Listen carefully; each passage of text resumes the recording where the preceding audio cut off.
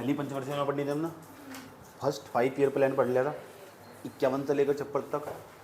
अब हम क्या पढ़ने वाले, ठीक, मैं ज़्यादा डिटेल में भी नहीं जा रहा हूँ, लेकिन मैं कुछ छोड़ भी नहीं रहा हूँ। मैं ऐसा पढ़ा रहा हूँ कि ताकि तुम्हें भविष्य में पढ़ना ना पड़े, क्योंकि पेपर में बहुत सारे सवाल लगते हैं यहाँ से। अब हम दूसरी औद्योगिक नीति पढ़ने वाले, दूसरी वाली 5 ईयर प्लान पढ़ने वाले। आज हम 4-5 5 ईयर प्लान खत्म कर लेंगे। समझ में आई बात है? कुछ छोटे छोटे सवाल तुमसे पूछे जाएंगे, उनको तुम्हें उत्तर देने होंगे, क्योंकि तुम्हें मैंने पहले से पढ़ा रखे हैं। समझ में आया बात है? ठीक है, तो सारा फैक्चुअल इन्फॉर्मेशन यहाँ पे गेन करने वाले। आ जाओ, अब हम सेकंड 5 ईयर प्लान पढ़ने वाले। सेकंड 5 ईयर प्लान, अच्छा सेकंड 5 ईयर प्लान हिंदी में नहीं लिखो, समझ जाओगे ना।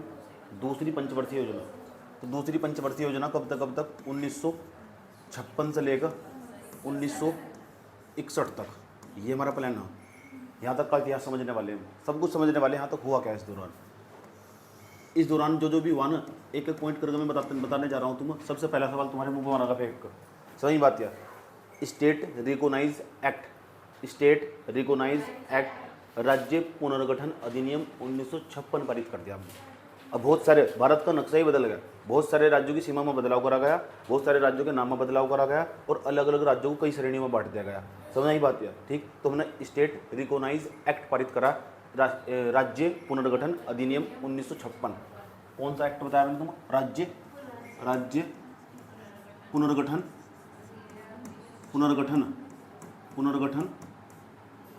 अधिनियम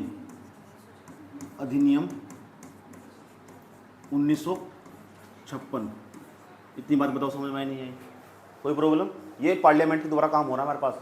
स्टेट रिकॉग्नाइज एक्ट, क्या नाम है? स्टेट रिकॉग्नाइज एक्ट, राज्य पुनर्गठन अधिनियम 1956। पहला पॉइंट समझ में आया? ठीक। अगर पूछ लेगा तो इसी के बाद क्या हुआ? पार्लियामेंट के द्वारा और कुछ काम हुआ इसी दौरान? यूँ समझ लो, इसी टाइम पार्लियामेंट चुन आ गई 1957 में, 56 चल रहा है। सही बात है। चुनाव जो 52 तक लेकर 52 में 5 जोड़ेंगे, कितना बैठेगा? 57 से बैठेगा। ठीक है, 5 साल बाद ही चुनाव होगा। पहली लोकसभा चुनाव कब आई थी? 13 मई 1952 को। दूसरी कब आ गई? दूसरी आ गई 57 में, 5 जोड़कर। अभी 56 में नहीं आनी सरकार, लेकिन प्लान बना नहीं आपने सरकार ने। 56 तरह कहाँ तक का बनाया? 61 तक का। समझ बात है? तो जब सरकार ने प्लान बनाया तो सरकार ने सोचा हम जिस चीज़ पर काम करने वाले, तो इस टाइम में चुनाव भी हो रहा है, तो चुनाव होगा हमारे पास यहाँ से, तो चुनाव होगा हमारे पास। अभी चुनाव हुआ, चुनाव के अंदर ना दूसरे नंबर पर चुनाव जब हुआ, तो जो कांग्रेस पार्टी की सरकार थी, वो किसकी सरकार थी? कांग्रेस पार्टी की सरकार। ये कांग्रेस पार्टी की सरकार थी, यह अस्तित्व में आ जाएगी। समझ की बात? दोबारा फिर अस्तित्व में आ जाएगी, क्योंकि 1957 में आते हमारे पास यहाँ चुनाव हो जाएगा।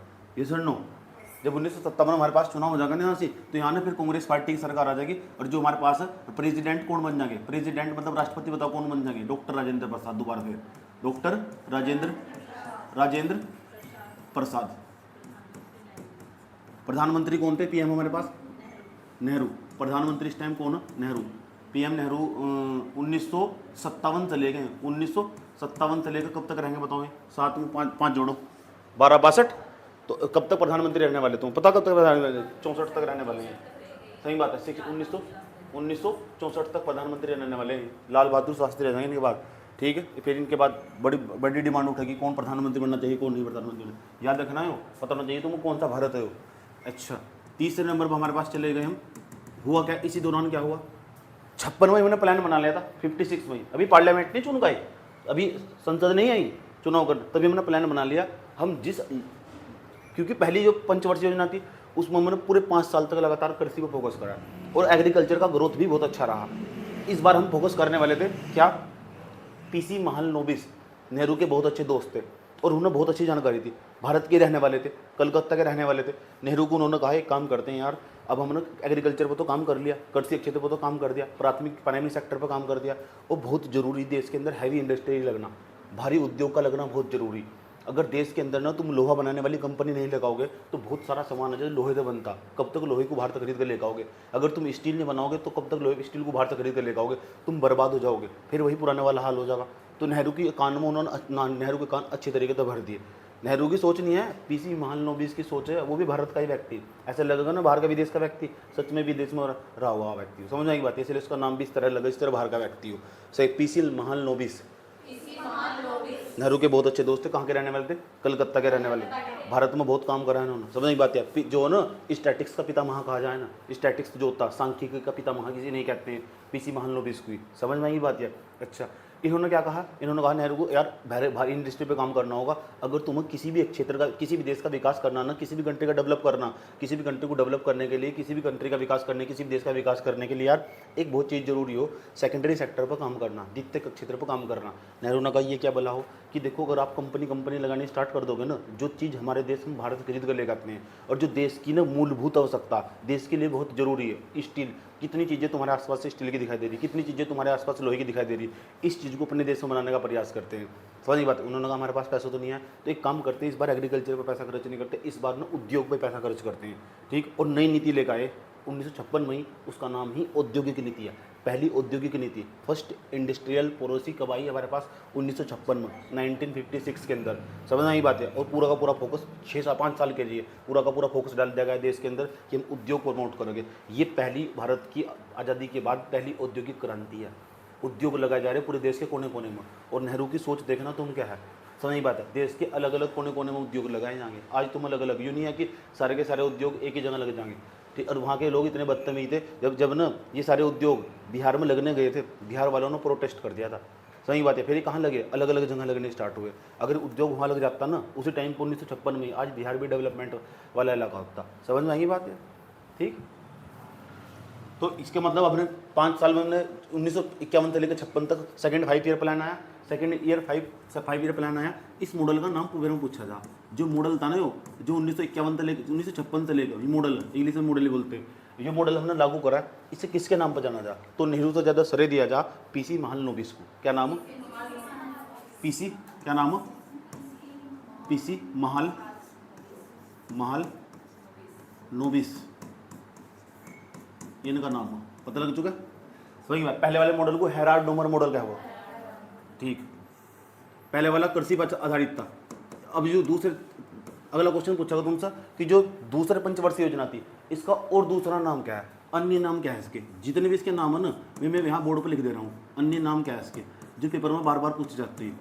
इसे हम भारत की प्रथम औद्योगिक नीति कहते हैं, फर्स्ट इंडस्ट्रियल पॉलिसी कहते हैं इसे, इंडिया की फर्स्ट इंडस्ट्रियल पॉलिसी, भारत की प्रथम औद्योगिक नीति। उद्योग लगाए जा रहे, हैवी इंडस्ट्री लगाए जा रहे, भारी उद्योग लगाए जाएंगे, भारी उद्योग जो लोहा स्टील ये सब चीज़ें बनाती है, जो देश की मूलभूत आवश्यकताएं हों, जिनके बिना देश चल भी नहीं सकता, ऐसे उद्योग लगाना। और सबसे बड़ी इंपॉर्टेंट बात ये अभी तो है, इस टाइम पर इस औद्योगिक नीति के दौरान देश के अंदर जो भी उद्योग लगाए गए, जो भी भारी उद्योग लगाए गए, हैवी इंडस्ट्री लगाई, वे किसके प्रयास से लगाई गई ये भी पूछा जा, कहाँ लगाई गई ये भी पूछा जा पेपर में सवाल।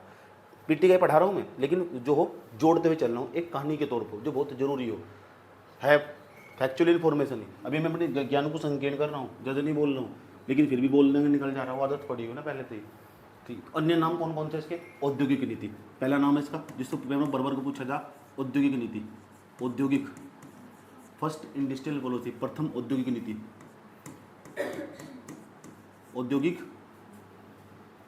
नीति, ठीक। दूसरा नाम भी है इसका एक हमारे पास, ये तो औद्योगिक नीति तो कहते ही हम, ठीक। भारी उद्योग नीति के नाम से भी जानते हैं सर, भारी उद्योग नीति, क्या नाम है उसका, भारी उद्योग नीति, सही कर लिया, उद्योग नीति। और भी नाम है इसके, हैवी इंडस्ट्री पॉलिसी, सही बात है। तो दो नाम बता लग चुके मैंने तुम्हें। अगर पूछो पहली औद्योगिक नीति कब आई, 1956 में आई, दूसरी औद्योगिक, पहले औद्योगिक नीति पूछो, और जो हमारे पास पूछो औद्योगिक क्रांति भारत के अंदर कब हुई, तो तब भी 1956 में हुई। उद्योग लगने कब शुरू हुए भारत के अंदर, तब भी 1956 में हुए। भारत के अंदर औद्योगिक क्रांति कब आई, दूसरी पंचवर्षीय योजना सेकंड 5 ईयर प्लान के अंदर आई। इट इज़ क्लियर, कोई प्रॉब्लम इन तक। अगला सवाल तुमसे पूछोगे, ये सारे सवाल है जितने मैंने बोर्ड पर लिखे हुए पेपर में आ रखे सारे के सारे A to Z। अगला सवाल तुमसे पूछोगे, सबसे बड़ी चीज़ पता क्या हो, लगातार पढ़ना, अपनी नॉलेज का हमेशा विस्तार करते रहना चाहिए हमेशा। अगर तुम लगातार पढ़ते रहना, तुमने पढ़ाई नहीं छोड़ी, तो तुम एक दिन बहुत बड़ी पोस्ट पर होगे, ठीक। और तुम वहाँ उस दिन बच्चों को सलाह दे रहे होंगे कि हम ना, हमारे पास कितनी भी समस्याएं थी, घर की बाहर की कुछ भी कर रहे थे, हम क्लास जा रहे थे, डेली अपनी नॉलेज को गेन कर रहे थे, पढ़ रहे थे। तो पढ़ने वाला कभी नहीं रुकता। तुम यहाँ नहीं जाओगे तो यहाँ जाओगे, लेकिन जाओगे जरूर, और यहाँ नहीं जाओगे तो यहाँ जाओगे। दिक्कत यहाँ जो घर बैठ कर शांति से बैठा हुआ और किसी विशेष समय का इंतजार कर रहा हुआ कि उस पर से कोई आ गई पापा की परिया परा आगा, ठीक है, उसके लिए कुछ करके जाएगा नहीं, तुम अपने लिए खुद ही करना पड़ेगा। समझ में आई बात है, हम अपने लिए रास्ता खुद ही तय करना पड़ेगा। समझ में आया? औद्योगिक नीति होगी, भारी उद्योग नीति होगी। अच्छा, ये तो और क्या हुआ इसके दौरान तो पता लग चुका। इसको पीसी महालनोबिस मॉडल के नाम से जानते हैं। उद्योग लगने स्टार्ट हुए, जो उद्योग लगने स्टार्ट हुए वे तो भर भर का पेपर में पूछे जाते हैं। इसी दौरान क्या हुआ, नेहरू ने जितने भी उद्योग थे सारी, ये बेचेल जैसे उद्योग दिखाई दे रहे हैं ना तुम, उसी टाइप पे लगने स्टार्ट हुए हैं। बेचेल हुए, भिलाई हुआ, स्टील प्लांट हुए, भारत के अंदर कोने कोने में लगाए गए अलग अलग जगह, ताकि क्षेत्रीय असमानता को कम किया जा सके। सही बात है। तो जो रीजनल लेवल पर जो हमारे पास इनइक्वालिटी थे ना, उसे कम करा जा सके। ठीक है, रीजनल लेवल पर जो इनइक्वालिटी है उसे कम करा जा सके, क्योंकि ये तो हमारा एसडीजी गोल का लक्ष्य भी है। समझ बात है, क्षेत्रीय असमानता को कम कर, असमानता को कम करा जा सके। कौन सा लक्ष्य बताओ, 5वां 6वां 7वां 8वां 9वां 10वां, ये एसडीजी गोल का, बस यहाँ पढ़ाई तुम्हारी। अच्छा, ऐसे भी चला जा रहा है, तो पहली बार देख रहा है यार।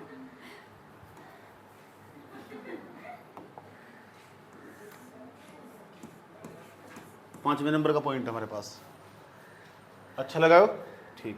अब तुम्हारे मन में सवाल उठ रहा होगा, आप उद्योग नीति चल रहा रखे, आपने कह रहे हो औद्योगिक क्रांति आई, औद्योगिक क्रांति आ गई। सही बात है, इंडस्ट्रियल रिवोल्यूशन होगा हमारे पास, औद्योगिक क्रांति आ गई है। ये कहाँ लगे उद्योग, जरा बताओगे कौन से उद्योग लगे? और ये बहुत इंपॉर्टेंट सवाल है। 3 उद्योग के नाम बताऊंगा, कहाँ लगे हुए वो बताऊंगा, किसके प्रयासों तो लगे। हमारे पास पैसा नहीं आता, हमने दूसरे देशों की सहायता ली और उनसे हेल्प मांगी और उन्होंने हमारी मदद करी, तब यहाँ उद्योग लगे। समझ में आया बात? या इस टाइम पर हम कंगाल बैंक ऑफ इंडिया। समझ में आई बात है? तो 3 उद्योग के नाम बता जा रहा हूँ और तीनों का तीनों इंपॉर्टेंट है। अभी मैं उनका नक्शा भी दिखाने वाला हूँ तुमको। समझ आई बात थोड़ी देर के अंदर कि है क्या हमारे पास। ये पहला हमारे पास दुर्गापुर, नाम याद करो। दूसरे का नाम है भिलाई, तीसरा राउरकेला। पहले का नाम। उद्योग देखो कौन कौन से हमारे पास, उद्योग इंडस्ट्री पहले नंबर पर हमारे पास, पहला दूसरा तीसरा। पहले का नाम है दुर्गापुर। दुर्गापुर प्लांट एक प्रकार का स्टील बनाए जहाँ से। अच्छा, दुर्गापुर सवाल पूछेगा तुमसे कहाँ से हो, वेस्ट बंगाल के अंदर। वेस्ट बंगाल, कोई दिक्कत नहीं, पश्चिम बंगाल के अंदर। सही बात है। अच्छा, अब सवाल ये भी तो पूछेगा तुमसे, ये किसके प्रयासों से लगाया गया? सही बात है, ये किसके प्रयासों से लगाया? तो यूनाइटेड किंगडम, ब्रिटेन के प्रयासों से लगाया गया। किसके? ब्रिटेन के प्रयासों लगा, यूके के। इसे चेक करना भी करे, देखते हैं इसकी। एक और हमारे पास, एक हमारे पास भिलाई।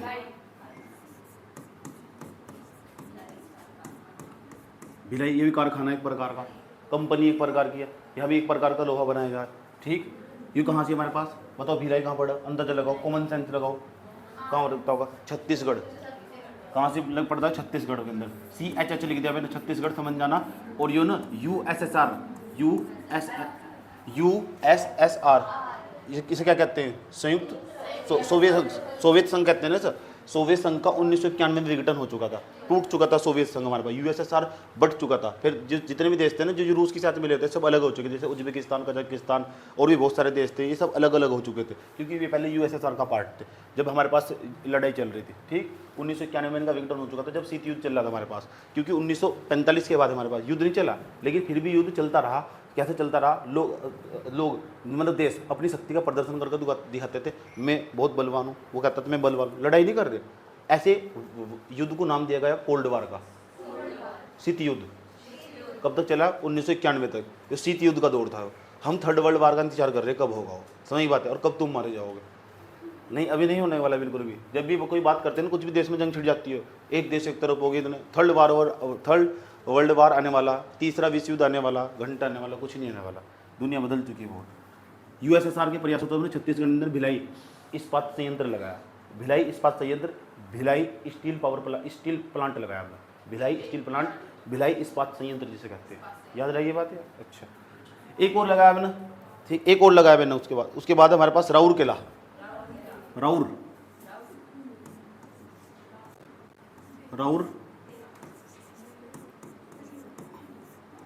बताओ कहाँ होगा राउरकेला? पेपर पूछा जाए हो। यो उड़ीसा के अंदर, जर्मनी के प्रयासों से लगा। उड़ीसा के अंदर, जर्मनी के प्रयासों से लगा। इसे सर्च करके बताओ मुझे किसके प्रयासों से लगा। Durgapur power plant, Durgapur power plant search करो, ये क्या होगा? यूपी के प्रयासों तक, समझ की बात? या तो दुर्गा याद हो गए, दुर्गापुर पावर प्लांट बहुत बड़ा प्लांट आज भी है, भिलाई और राउरकेला। 1 मिनट दोगे मुझे?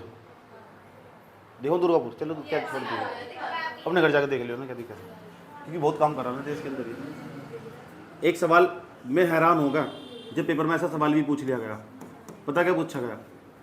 हर पंचवर्षीय योजना का 5 साल की योजना का लक्ष्य रखा जाता था।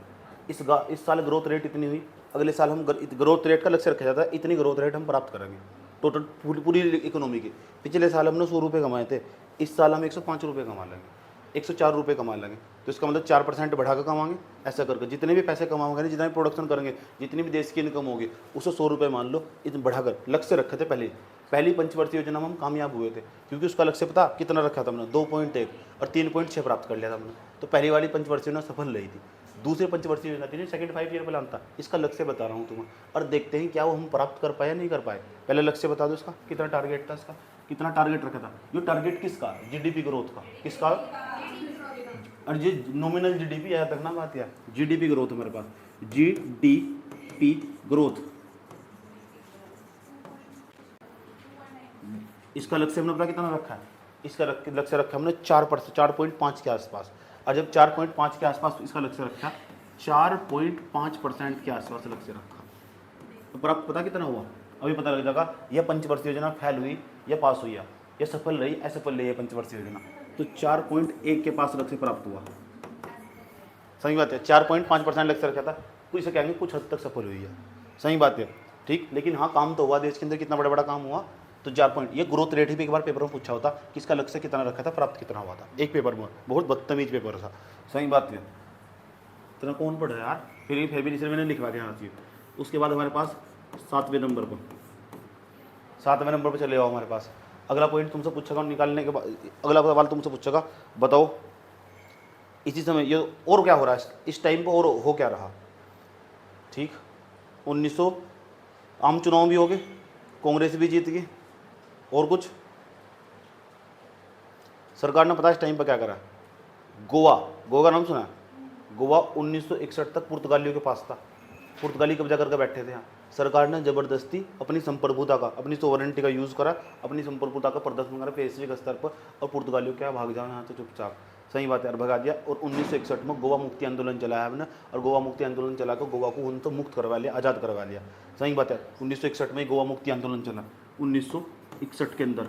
और जो 1961 क्यों बता रहा हूँ मैं? 1961 में ना, ये समझ लो हमारे पास है ना, ये दूसरी पंचवर्षीय योजना हुआ। 1961 के अंदर गोवा मुक्ति आंदोलन चला, गोवा मुक्ति आंदोलन, और हमने उनसे छीन लिया हमने। गोवा मुक्ति आंदोलन चला हमारे पास, ये मूवमेंट चला एक प्रकार का।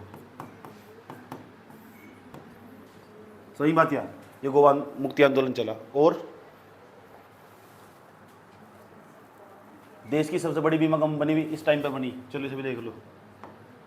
अब जो याद आता चला जाएगा, पेपर में पूछे हुए सवाल ये।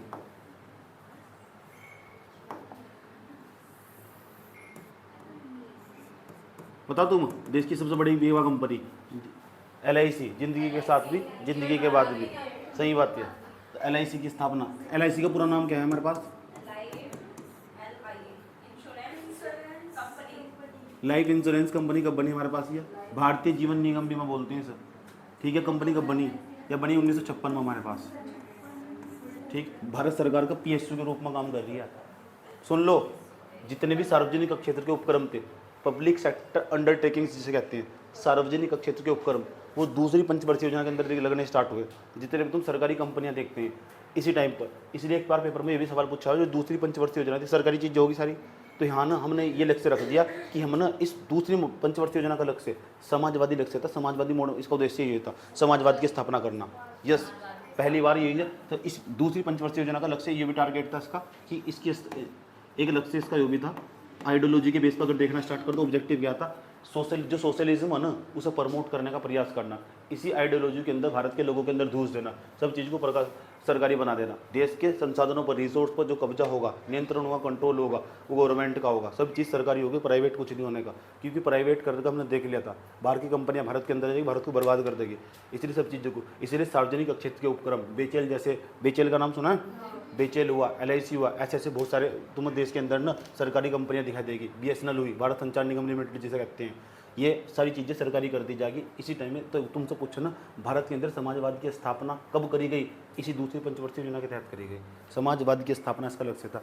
समाजवाद की स्थापना मतलब, समाजवाद को इंग्लिश में क्या कहते हैं? सोशलिज्म। सोशलिज्म को इस्टेब्लिश करना। सोशलिज्म क्या एक प्रकार की आइडियोलॉजी, विचारधारा, समझ ये बात है। ऐसी विचारधारा को भारत के लोगों के दिलों के अंदर गाड़ने का प्रयास पहली बार इसी पंचवर्षीय योजना के तहत किया गया। यस और नो? तो ये इसका समाजवाद की स्थापना करना, सोशलिज्म को क्या करना? इस्टेब्लिश करना। कहाँ? वेयर? In India. समाजवाद की स्थापना करना, समाजवाद की स्थापना करना।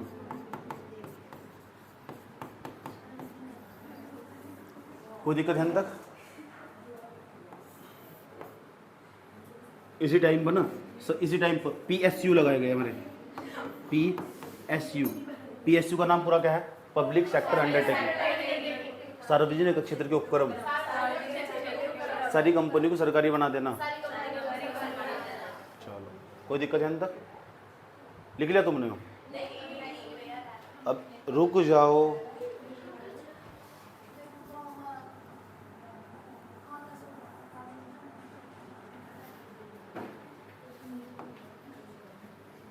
चले, मैं ये कह रहा सुधर जा। इसी समय पता क्या हो रहा? इसी समय ना 1959 के अंदर भारत की राजनीति में बहुत बड़ा बदलाव आने वाला। दलाई लामा तिब्बत से चलकर भारत आ जाएंगे। भारत और चीन के रिश्ते, भारत के और चीन के रिश्ते खराब होने से हो जाएंगे। और वे राजनीति, वे न गुट निरपेक्षता आंदोलन को प्रमोट करेंगे। नेहरू के NAM नाम की पॉलिसी सुनी तुमने? सही बात है। 1959 में ही पूछा हुआ पेपर में, 1959 के अंदर ही दलाई लामा बुद्धिस्ट, हाँ, तिब्बती गुरु थे हमारे पास। दलाई लामा भारत आए और भारत के रिश्ते और चीन के रिश्ते बहुत खराब हो गए थे राजनीतिक रूप से। समझ की बात? या उसके बाद और बताओ, इस टाइम में, इस दौरान क्या? साइंस एंड टेक्नोलॉजी में क्या हुआ? DRDO 1958 में बन चुका। पहले उसका नाम DS था, तब DRDO हो चुका। 1958 के अंदर पेपर में पूछा हुआ, 1958 के अंदर DRDO बन चुका हमारे पास। DRDO ये पूछा जा, डिफेंस रिसर्च डेवलपमेंट ऑर्गेनाइजेशन। सुन लो उसका नाम, defence research development organisation. Defence रक्षा, डिफेंस रिसर्च अनुसंधान विकास संगठन। DRDO का काम पता क्या हो? भारत के अंदर जो हथियार हो, विपन्स हो, जो हमारे पास विपन हो, हथियार हो, उनकी रिसर्च करना और नए हथियार भारत के लिए बनाने का प्रयास करना, उनकी खरीद देख रेख सब इसी का काम हो हमारे पास। सबसे पहली बार साइंस एंड टेक्नोलॉजी इतना बड़ा काम भी हो रहा है।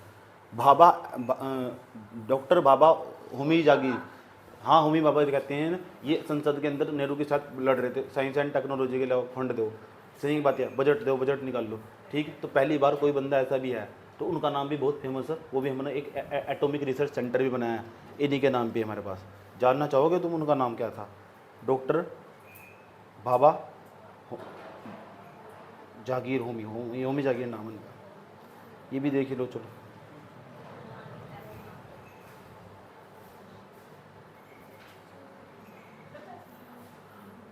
होमी बाबा एटॉमिक रिसर्च सेंटर बनाया हमने इसी टाइम पर। BARC नाम है उसका, कई बार दिखाई देगा तुम्हें इसके अंदर। अगर कभी IIT खड़गपुर में घूमने गए ना, वहाँ भी दिखाई देगा, नाम दिखाई देगा, नाम बहुत जगह दिखेगा भारत के अंदर इसका नाम। यार बदतमीजी को दिखा रहा है। इसी दौरान उन्होंने 1956 होगा, 56-57 के आसपास, 56 होगा, 1956 के आसपास हमने भाभा नहीं है, बाबा, बहुत बड़ा नाम है, देखना, भाभा एटॉमिक रिसर्च सेंटर। बताओ कहाँ से? भाभा एटॉमिक रिसर्च सेंटर बनाया हमने इसी दूसरी पंचवर्षीय योजना के तहत ही। रिसर्च करके बताओ है कहाँ से ये सेंटर? जल्दी फटाफट करते हैं इस पर।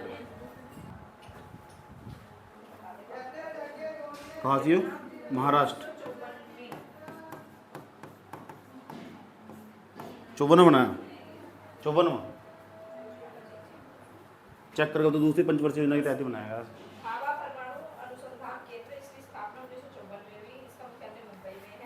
हेडक्वार्टर मुंबई में इसका। और पहले इसे परमाणु ऊर्जा प्रतिष्ठान के नाम से जाना जाता था।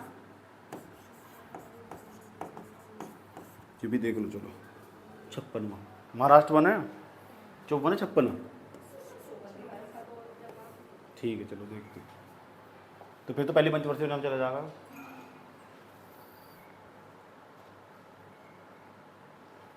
अच्छा विस्तार हुआ इस टाइम पर, ठीक है। क्योंकि इस टाइम पर ना 54 में ही हो, इस टाइम पर इस रिसर्च सेंटर के द्वारा कार्यक्रम चला गया परमाणु ऊर्जा विस्तार कार्यक्रम, परमाणु ऊर्जा कार्यक्रम चलाया गया हमारे पास।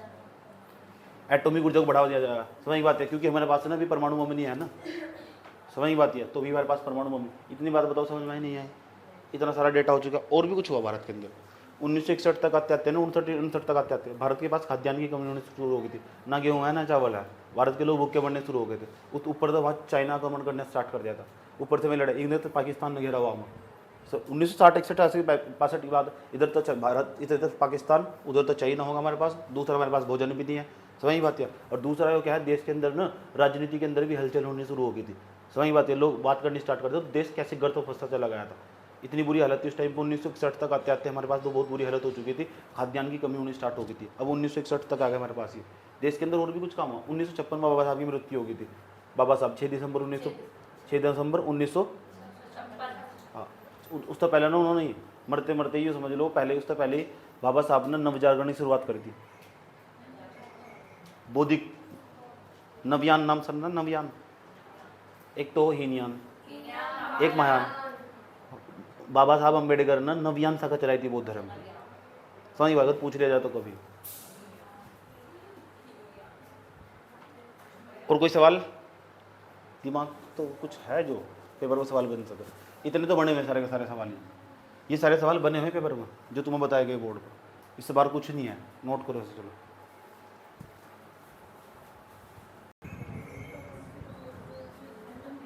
थर्ड 5 ईयर प्लान भी देख लो। तीसरी पंचवर्षीय योजना के दौरान क्या क्या हुआ, तीसरी पंचवर्षीय योजना का नाम क्या है, और तीसरी पंचवर्षीय योजना में हुआ क्या है। 1961 में हमने गोवा छीन लिया पुर्तगालियों से, और गोवा को हमने केंद्र शासित प्रदेश बनाने, यूनियन टेरिटरी का भाग बनाया। हाँ, केंद्र शासित प्रदेश बनाया था हमने गोवा को छीन कर, राज्य नहीं बनाया था, छीन लिया था 1960। इस वक्त तक आते आते ये बात हम समझ चुके थे कि चीन मानने का नहीं, और चीन का भारत के साथ युद्ध होना तय है। अभी नेहरू ही प्रधानमंत्री, 27 मई 1964 तक नेहरू ही प्रधानमंत्री रहेंगे, समझ बात या। तो ये बात समझ में आ चुकी थी, हालत देश की बहुत ख़राब थी। 61 से लेकर हमने 61 से लेकर 66 तक, 1961 से लेकर 1966 तक देश के 64 तक तो प्रधानमंत्री वही रहेंगे।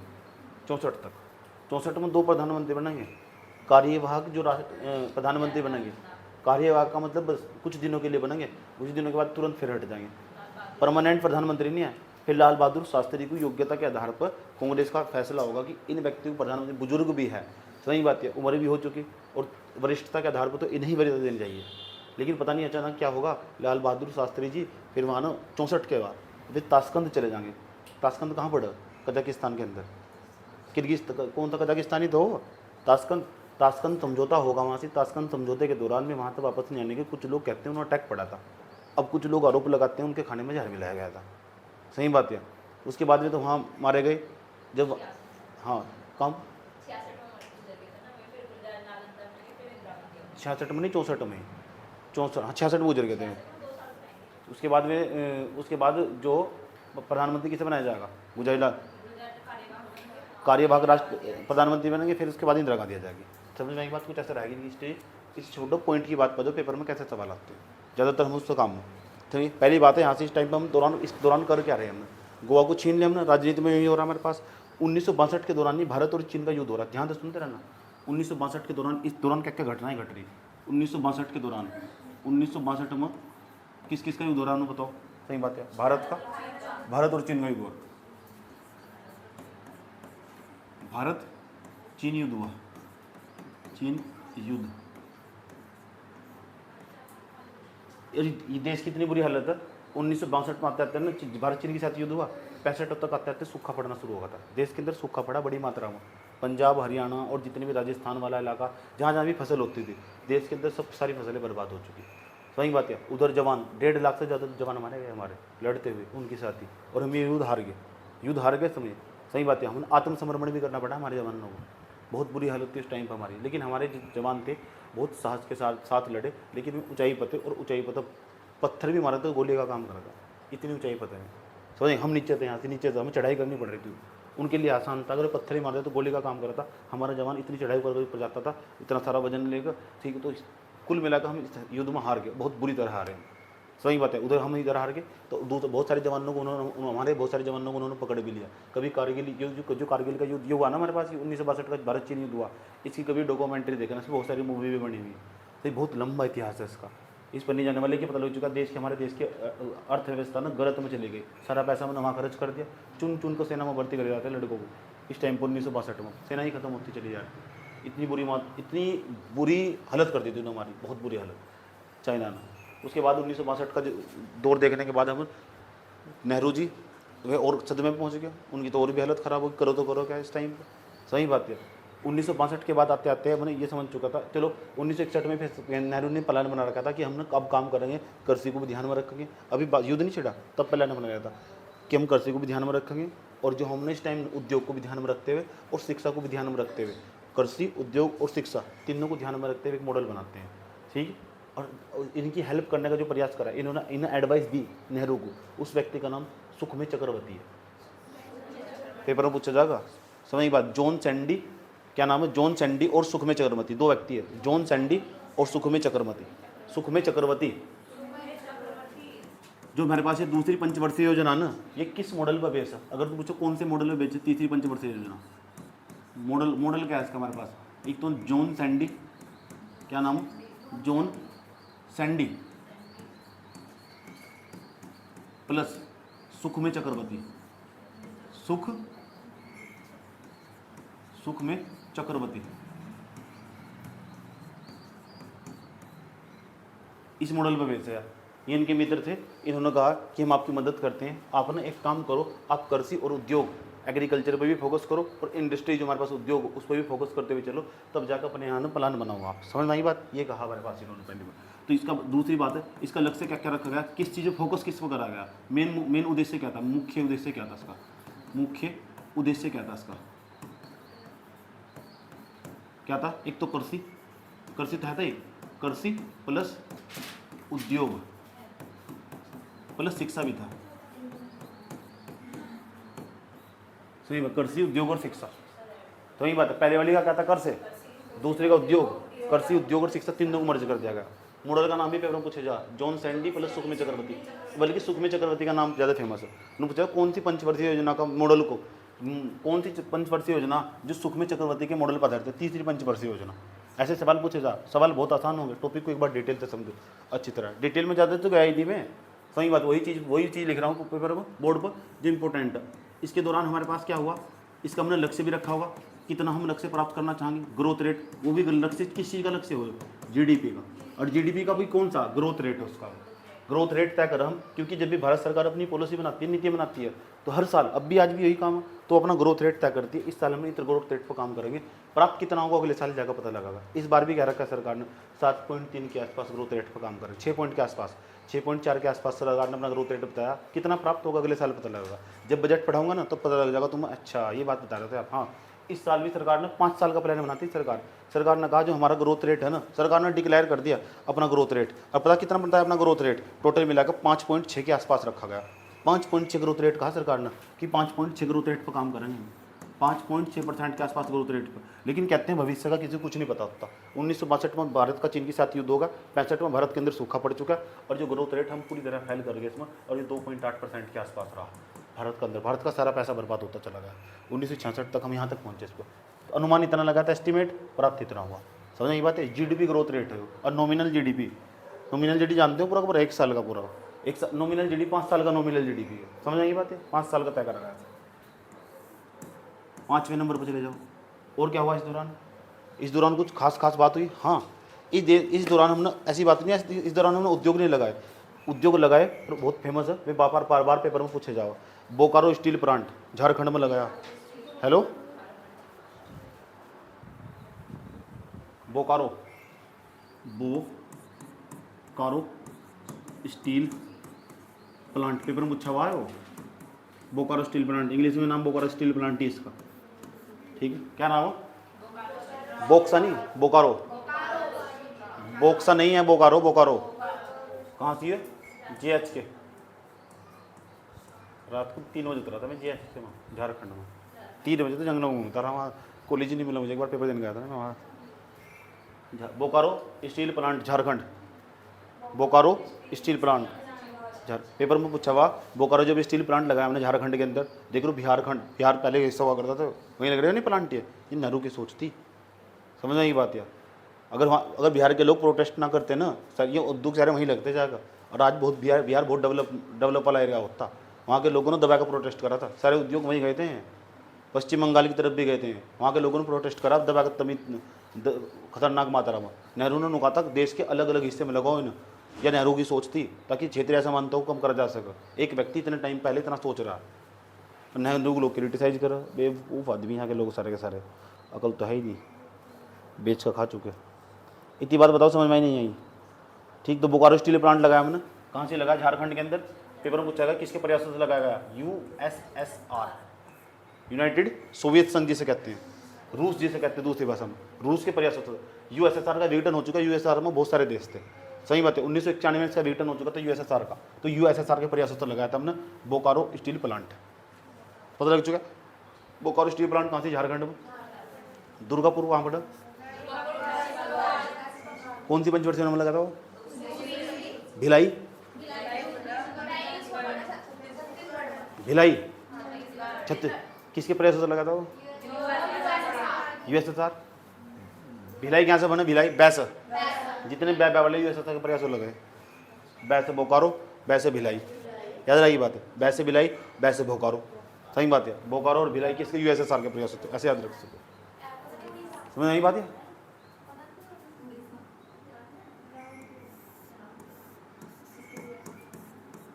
कोई प्रॉब्लम है? पूछे जाए कौन सा किसके प्रयासों से लगा?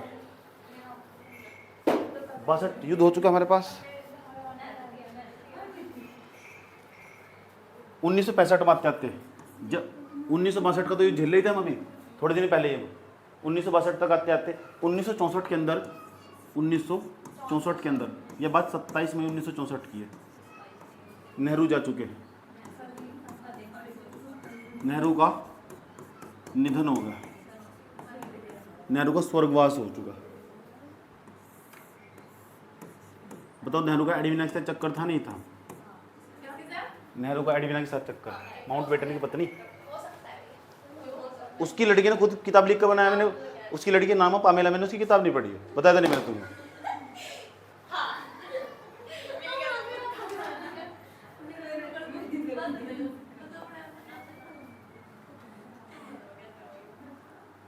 तो बताओ, एक प्रधानमंत्री का किसी के साथ अफेयर चल रहा है, किसी की वाइफ के साथ अफेयर चल रहा है, वो भी हाँ भारत का गवर्नर जनरल वाइसराय बन गया रहा है, इस टाइप का पद ले गया रहा, तो भारत के अंदर वो अच्छा प्रधानमंत्री होगा कोई?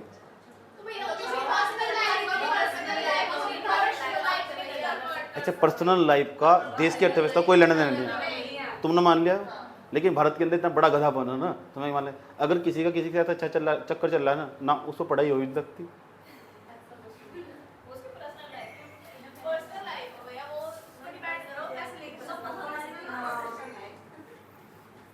एडविना भी तो बहुत तेज थी, खाना नेहरू के बिना खाई थी वहाँ।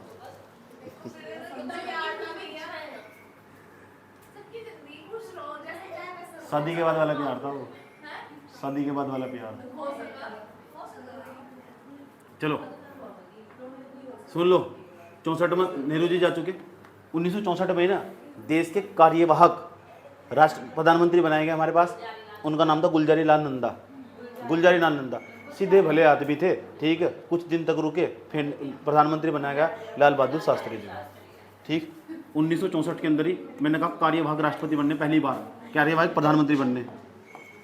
कार्यवाहक कुछ दिन के लिए, कुछ दिन तक कार्य करेंगे, परमानेंट प्रधानमंत्री नहीं है, एडोप्ट है, एडोप्ट पीएम हमारे पास। प्रधानमंत्री हमारे पास कौन बने नो बताओ इनके बाद? गुलजारी लाल नंदा, गुलजारी लाल नंदा। उसके बाद क्या हुआ? 1964 में बने हैं ये। 1964 के अंदर ही यूँ समझ लो देश के जो पीएम बनने वाले, ये पीएम बनने वाले हमारे पास लाल बहादुर शास्त्री, लाल बहादुर शास्त्री जी। और शास्त्री जी आते हैं, शास्त्री जी नारा देते हैं जब हमारे देश की हालत ख़राब हो जाती है। किसान कहाँ लड़ रहा है? खेत के अंदर। इन्होंने नारा दिया जय जवान जय किसान। अब मोदी जी एक स्टेप आगे निकल गए इनका। मोदी जी ने कहा जय जवान जय किसान जय विज्ञान। सही बात, जय विज्ञान और जय अनुसंधान। अनुसंधान जोड़ा था मोदी जी ने, विज्ञान जोड़ दिया था राजीव गांधी ने। तो तुम कल को प्रधानमंत्री बनोगे, तुम क्या जोड़ोगे? सर तो नहीं जोड़ दिया। जय खेल जय भीम जोड़ोगे। बहुत सारे लोगों को पसंद है ना तेरा जय भीम। सबका साथ होना चाहिए ना।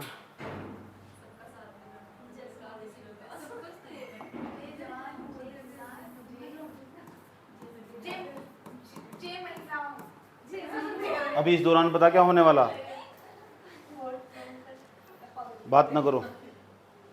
64 में प्रधानमंत्री बन जाएंगे लाल बहादुर शास्त्री। इसी बाद 65 में पता क्या हो जाएगा? 1965 के आसपास, वर्ष 1965 में 3 बड़े काम होंगे। 65 में आते आते ध्यान से सुन रहे हैं। 65 का वर्ष बहुत इंपॉर्टेंट है। भारत, अभी तो भारत का चीन के साथ युद्ध हुआ।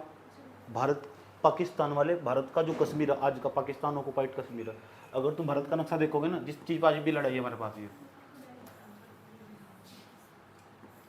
तुम पर ज़्यादा अच्छा नक्शा बनाना आता होगा।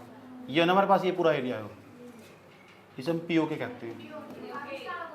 छीन लिया था उन्होंने 1965 में ही। उन्होंने 1965 में छीन लिया था उन्होंने हमारे से वो। सही बात है, पाकिस्तान ऑक्युपाइड कश्मीर है। अब भारत भले ही आज अपने नक्शे दिखाता है नहीं। पहलगाम यहीं पड़ा, यहाँ गुलमर्ग पड़ा, यहाँ तक गया था मैं, यहाँ पहलगाम पड़ा हमारे पास। ये पहलगाम के आसपास का। पहलगाम के बाद सीधा गुलमर्ग आओ, हम गुलमर्ग तक चले गए थे। वो दूसरे रूट पर हो। सही बात है, पहलगाम तक हम फिर लास्ट में आते आते गए थे। शुक्र मनाओ में भी नहीं गया, नहीं तो यहाँ पढ़ा नहीं रहा होता।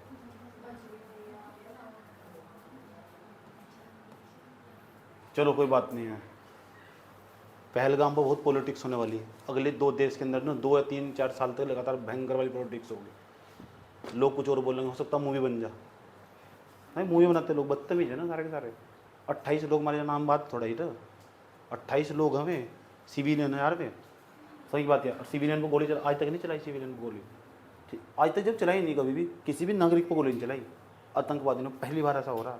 कभी चलाई थी 25-26 साल पहले, अमरनाथ यात्रा में अटैक हुआ था। ठीक, अभी क्यों चलाई भाई? जब जहाँ जिस पार्क के अंदर 2000 यात्री है, वहाँ एक भी पुलिस वाला नहीं आया, एक भी आदमी वाला नहीं आया था वहाँ से। और सिक्योरिटी में चूक किसने करी है? और सारी सिक्योरिटी किसी के अंदर आओ, अमित शाह के पास है सारी सिक्योरिटी।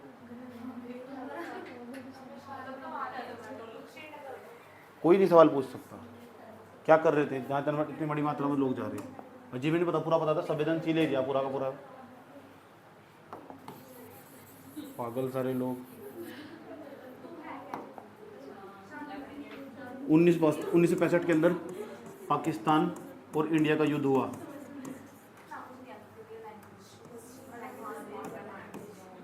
सुन लो सुन लो भाई, सुन लो। इसी के दौरान 1965 में अंदर भारत के अंदर सूखा पड़ गया। भारत के अंदर ड्रोट पड़ गया। ड्रोट पड़ रहा ना, भारत के अंदर पड़ गया सूखा। ठीक, और कि भारत किसानों की फसल बर्बाद हो चुकी। सही बात है, पर बारिश ही नहीं हुई। क्योंकि भारत के अंदर ना आज भी लगभग 38% के आसपास जो क्षेत्र वो वर्षा पर निर्भर है। 38% के आसपास जो फसल वाला एरिया वो वर्षा पर निर्भर है। भारत के किसान, जब भारत के किसान सबसे ज़्यादा सिंचाई कहीं से करते हैं? 3 ऑप्शन दूंगा तुम्हें, नहरों से, नलकूप से, कुओं से। सोच के बता दे, बताओ।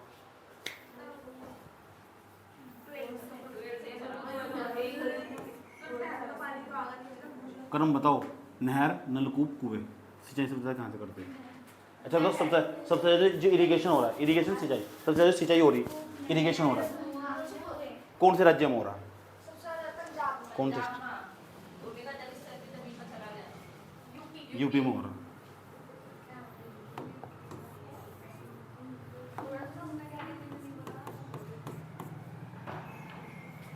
और बताओ 1965 के अंदर ही हमने पहली बार किसानों को, भाई किसान तो मारा गया, किसानों की फसल बर्बाद हो चुकी, और जो फसल ज़्यादा मात्रा में हुई उसका दाम पिट चुका। किसान तो दुखी दुखी, मैंने तुम्हें एक डायलॉग बता रखा है, फसल अच्छी हुई किसान मारा गया। फसल की किसान है ना, किसान की जो फसल अच्छी हुई तो किसान क्यों मारा गया? बर्बाद हुई, मारा गया, तो समझ में आ रहा है क्यों? क्योंकि फसल के दाम पिट जाएंगे, दाम सस्ते हो जाएंगे, तो किसान की चारों तरफ तो दुर्गति। इसलिए सरकार ने इस बात को ध्यान में रखते हुए 1965 के अंदर ही सरकार के द्वारा FCI बनाया गया। पेपर पूछे जा, food corporation of India, Bharat सरकार का खाद्य वित्त निगम जिसे कहते हैं। क्या कर रहे हो? भारत सरकार का जितना भी गेहूं चावल जो मंडी अंदर जाना, उसे स्टोर कर रखो वहीं से।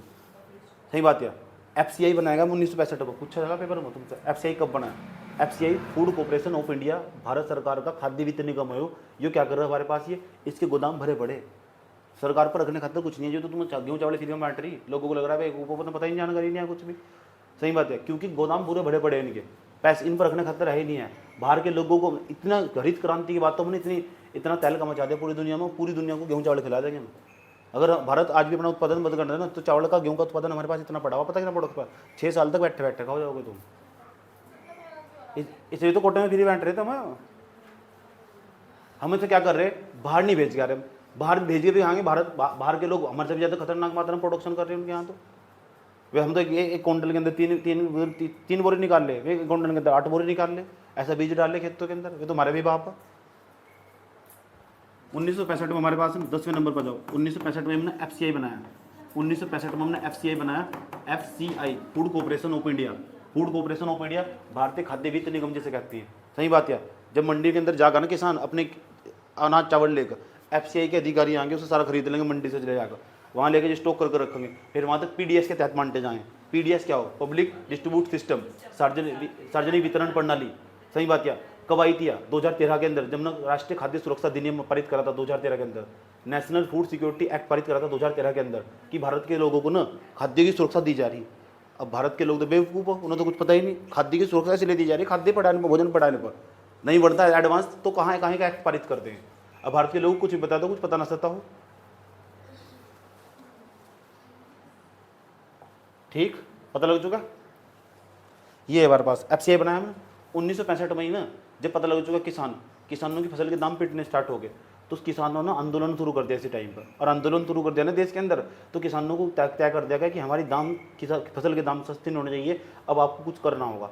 तो फिर सरकार ने पता क्या करा 1965 में? इसी टाइम पर सरकार के द्वारा इसी टाइम पर पंजाब हरियाणा के किसान बड़ी मात्रा में आंदोलन करने शुरू कर दिए थे। समझ बात है। वे क्योंकि यार उनकी फसल का दाम पिट रहा था, 65 में सूखा पड़ गया था। तो फिर सरकार पता क्या करती है? सीरियस हो जाती है। सीरियस हो क्या करती है फिर? कि कहते हैं चलो हम आपके लिए कमीशन बना देते हैं। बनाया इन्होंने एक कमीशन। सही बात है। उस कमीशन ने यही बात तय करी कि वो तय करेगा कि आपकी जो फसल, ज़्यादातर किसान यहाँ के लोग पैदा करते हैं, भारत के लोग, उन किसान फसल का दाम फिक्स कर दिया जाएगा। इससे नीचे पूरी मार्केट में कोई भी नहीं खरीद सकता। इसी चीज़ को MSP कहते हैं, मिनिमम सपोर्ट प्राइस, न्यूनतम समर्थक मूल्य कहते हैं। सही बात है। न्यूनतम समर्थक मूल्य सरकार समर्थन करती है, इस मूल्य का मिनिमम सपोर्ट करती है सरकार। मिनिमम सपोर्ट प्राइस, इस एक दाम, गेहूं का दाम फिक्स कर रखा है 2024 में, गेहूं का दाम फिक्स कर रखा है सरकार ने। साफ कहा कि क्या 2125 रुपये MSP है, इससे नीचे कोई नहीं खरीद सकता। कोई भी पूरे भारत के अंदर जो खरीदेगा गैर कानूनी है। इसके ऊपर कितना खरीद लो, 25 रुपये क्विंटल ले रहेगा हम, लेकिन सरकारी रेट कितना? 2125 रुपये। सही बात है। उससे नीचे नहीं खरीद सकता कोई भी पूरे भारत के अंदर, इनलीगल बना जाएगा। दाम फिक्स कर दिया गया। फायदा कैसा होगा किसान को? क्योंकि दाम फसल का मूल्य फिक्स कर दिया गया। आज भी हम 22 फसलों पर MSP दे रहे हैं, 22 फसलों पर। 14 फसल उसमें खरीफ की फसल है। 14 फसल किसकी? 6 रबी की, 2 हमारे पास कॉमर्शियल क्रॉप जिसे कहते हैं। कॉमर्शियल क्रॉप मतलब व्यावसायिक फसलें जिसे कहते हैं। सब पढ़ाएंगे हम, एग्रीकल्चर इसके बाद पढ़ाने वाला हो रहा। तुम याद रहेगी बात या? तो इस टाइम पर हमने ऐसा 1965 में गुरुजी हमने बनाया क्या? एक तो FCI बना दिया। तो हमने वो संस्था बनाई 1965 में, उसका नाम कृषि मूल्य लागत आयोग। क्या बनाया? कृषि मूल्य लागत आयोग। कृषि कीमत आयोग भी कह सकते हैं सर। क्या कहते हैं सर? कृषि कीमत आयोग। 1965 में मैंने एक काम और करके दिखाया। समझ रहे क्या हो रहा है?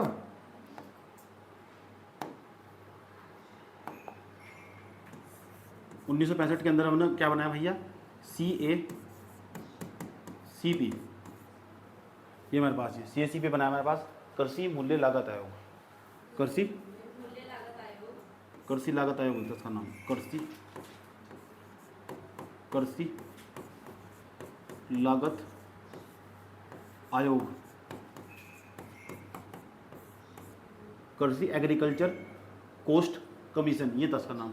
लेकिन सरकार ने ना ये 1965 में बनाया था हमने, और 1985 में गवर्नमेंट ने इसका नाम बदल दिया, राजीव गांधी की सरकार ने। तब इसका नाम कृषि मूल्य लागत आयोग रख दिया इसका नाम, कृषि मूल्य लागत आयोग। तब इसका नाम CACP पड़ा है हमारे पास। ठीक, इसका नाम बदल चुका हमारे पास, ये बन चुका कृषि मूल्य लागत आयोग, CACP हमारे पास। ये जो पूरा नाम पड़ा है इसका, वैसे कृषि लागत आयोग नाम था इसका, 1965 में बना था। 85 में इसका नाम बदल गया हमने पास, जो कर दिया कृषि कीमत आयोग, कृषि मूल्य लागत आयोग। और आज तक भी पता क्या कर रहे हो? सरकार को रिकमेंडेशन देव, यो नहीं तय करता MSP, ये सरकार को सलाह देव, फिर सरकार तय करेगी, उनकी कमेटी बैठेगी, और उसका मंत्रालय जो कृषि मंत्रालय होगा, एग्रीकल्चर की जो मिनिस्ट्री होगी, वो तय करेगी कितनी फसलों पर MSP दे जाएगा, कौन कौन सी फसलों पर। किसान क्या आंदोलन करते हैं कि हमारी लगभग किसान अब भी आंदोलन इसलिए तो कर रहे हैं कि कुछ उनके पास फसल है, उनका भी MSP फिक्स होना चाहिए, क्योंकि उनके दाम लगातार घटते रहते हैं जब उनका प्रोडक्शन बढ़ जाता है, उत्पादन बढ़ जाता है। इसी बात का तो लेकर आंदोलन MSP को लेकर। MSP तो लग जाएगा, MSP का पूरा नाम मिनिमम सपोर्ट प्राइस, न्यूनतम समर्थक मूल्य, पता लग चुका, तय कर दिया गया, फिक्स कर दिया न्यूनतम समर्थक मूल्य, CACP जिसे कहते हैं हमारे पास। अच्छा, ये क्या काम करता है मेरे पास? मैंने कहा CACP रिकमेंडेशन देता, एडवाइस देता, सलाह देता गवर्नमेंट को, आपने इतनी फसलों पर इतना MSP दे। इसकी सलाह का बाध्यकारी नहीं है, सरकार मानना चाहती है तो मान भी सकती है, नहीं मानना चाहती है तो नहीं मान सकती है। जो कृषि मंत्रालय, एग्रीकल्चर की मिनिस्ट्री, और जो वहाँ से कैबिनेट की मीटिंग हो, उसमें बैठ कर फैसला लिया जा कि हम कौन सी फसलों पर कितना दाम तय करेंगे। समझ में आएगी बात? या ठीक, जैसे गेहूं पर इस टाइम MSP दे रखा है उन्होंने 2125 रुपये। 2125 रुपये से आप नीचे नहीं खरीद सकते, 2024 का डेटा दे रहा हूँ, सही बात है। 2125 रुपये से आप नीचे नहीं खरीद सकते, समझ में आएगी बात? ठीक, तो जब भी फैसले लिए जाना तो हमें बजट का भी ध्यान रखना पड़ता, और जब भी फैसले ले जाते तो बहुत फेमस और पॉपुलर होते हैं, तो आए दिन न्यूज़ पर छाए रहते हैं कि सरकार ने कितना MSP तय करा। तो बहुत जरूरी हो हमारे पास ये जो बना रखा हमने, कृषि मूल्य लागत आयोग 1985 था, आज भी यही काम कर रहा है। और यहाँ एग्रीकल्चर की मिनिस्ट्री हो हमारे पास, ये एग्रीकल्चर की मिनिस्ट्री किसके पास इस टाइम? अर्जुन मेघवाल। बस कृषि मंत्री कौन हमारे? शिवराज चौहान, जो MP वाले थे। तो हमारे पास ये कृषि मूल्य लागत आयोग हमारे पास CACP पर ये बना दिया हमने, 1965 के अंदर बनाया हमने। इसी दौरान और क्या हो रहा? इसी दौरान ये समझ लो 1966 का दौर आ जाने वाला, सुन लो, आने वाली हो रही है, घबराओ नहीं। कोई प्रॉब्लम है यहाँ तक?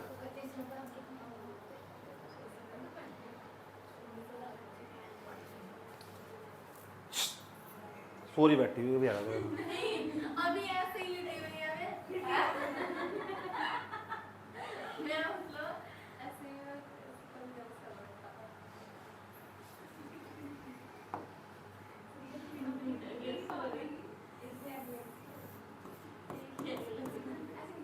उन्नीस सौ 66 तक, सुन लो, 1966 तक आते आते लाल बहादुर शास्त्री ताशकंद समझौता करने जाएंगे, और वहाँ 2 साल तक तो प्रधानमंत्री रहेंगे। 65 तक 66 तक रहेंगे, 2 साल तक प्रधानमंत्री रहेंगे। 1966 के अंदर ना, 1966 के अंदर ये कहाँ जाएंगे? ताशकंद के अंदर जाएंगे। कहाँ पड़ा? कजाकिस्तान के अंदर पड़ा शायद, कजाकिस्तान के अंदर पड़ेगा हमारे पास। ताशकंद समझौता करने जाएंगे, ताशकंद समझौता, ताशकंद एग्रीमेंट, ये करने जाएंगे, और उसके बाद में यहाँ की मृत्यु हो जाएगी। सही बात है, कुछ लोग कहते हैं अटैक के कारण मृत्यु हुई, कुछ लोग कहते हैं खाने में जाने में ला गया था, लेकिन हकीकत बात क्या है वो मुझे पता, मैं किसी को नहीं बताने का। किताब पढ़ रखी है ना बहुत सारी, मुझे पता, समझ नहीं बात है।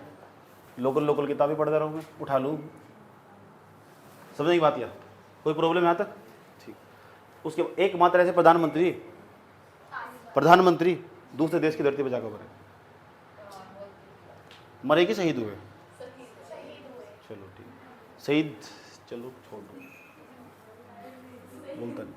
इतनी बात बताओ, समझ भाई नहीं आएगी? कोई प्रॉब्लम यहाँ तक? अच्छा, और कुछ है आपके पास?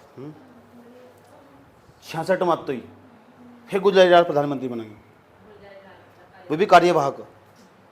गुलजारीलाल नंदा देखो किस्मत कितनी बढ़िया, पहले बने और फिर बन गए, 2 बार बन गए जो कार्यवाहक। कार्यवाहक प्रधानमंत्री एकमात्र ही पूरे भारत के अंदर। पेपर पूछा था, गुलजारीलाल नंदा का नाम फेमस है, कार्यवाहक। चुनाव कुछ नहीं लड़ा, चलो प्रधानमंत्री बना दिया। उम्र होगी तेरी प्रधानमंत्री बनने वाली?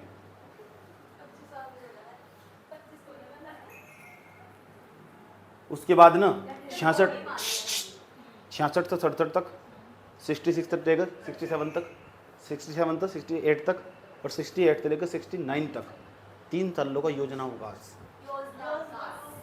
और इसी बात पर बहस चल रही, नीलम संजीव रेड्डी वाली बहस चल रही। अच्छा, इस टाइम पर बता दो, 65 तक आते, 66 तक आते, देश का राष्ट्रपति कौन है? 66 तक, यही तो पढ़ना हो, देश का राष्ट्रपति कौन है, यही से तुझे भी पढ़ना है। जाकिर हुसैन, चेक करो, बताओ कौन है इसके राष्ट्रपति। 1966 से लेकर 1967 तक, 1967 से लेकर 1968 तक, 1968 से लेकर 1969 तक इस टाइम पे योजना का अवकाश रहा है। प्लानिंग का अवकाश है, इस टाइम पे छुट्टी कर दी गई, योजना अवकाश का दौर है।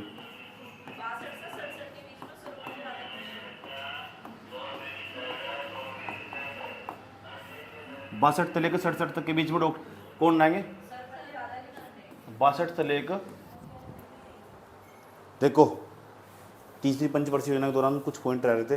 थर्ड पंचवर्षीय योजना कब से कब तक स्टार्ट हुई थी? तीसरी पंचवर्षीय योजना हमारी पे स्टार्ट हुई थी 1900, बताओ कब से कब तक थी?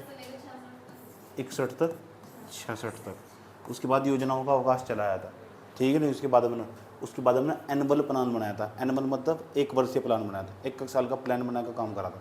देश की स्थिति बहुत डमाडोल हो चुकी थी। इसके बाद तीसरी पंचवर्षीय योजना के दौरान ही भारत के पास है ना खाद्यान्न की, जो फूड ग्रेन्स था ना, खाद्यान्न था, उसकी कमी होनी शुरू हो गई थी। जब कमी होनी शुरू हो गई थी, इसी दौरान एक क्रांति हुई। ये क्रांति हुई, इसे हम हरित क्रांति के नाम से जानते हैं, ग्रीन रिवोल्यूशन के नाम से जानते हैं। और यह क्रांति भारत के अंदर, भारत को इसे नहीं समझ लो 2-3 साल के अंदर आने वाले 1980 तक ये समझ लो भारत के खाद्यान्न के अंदर, गेहूं चावल के अंदर आत्मनिर्भर बना दिया।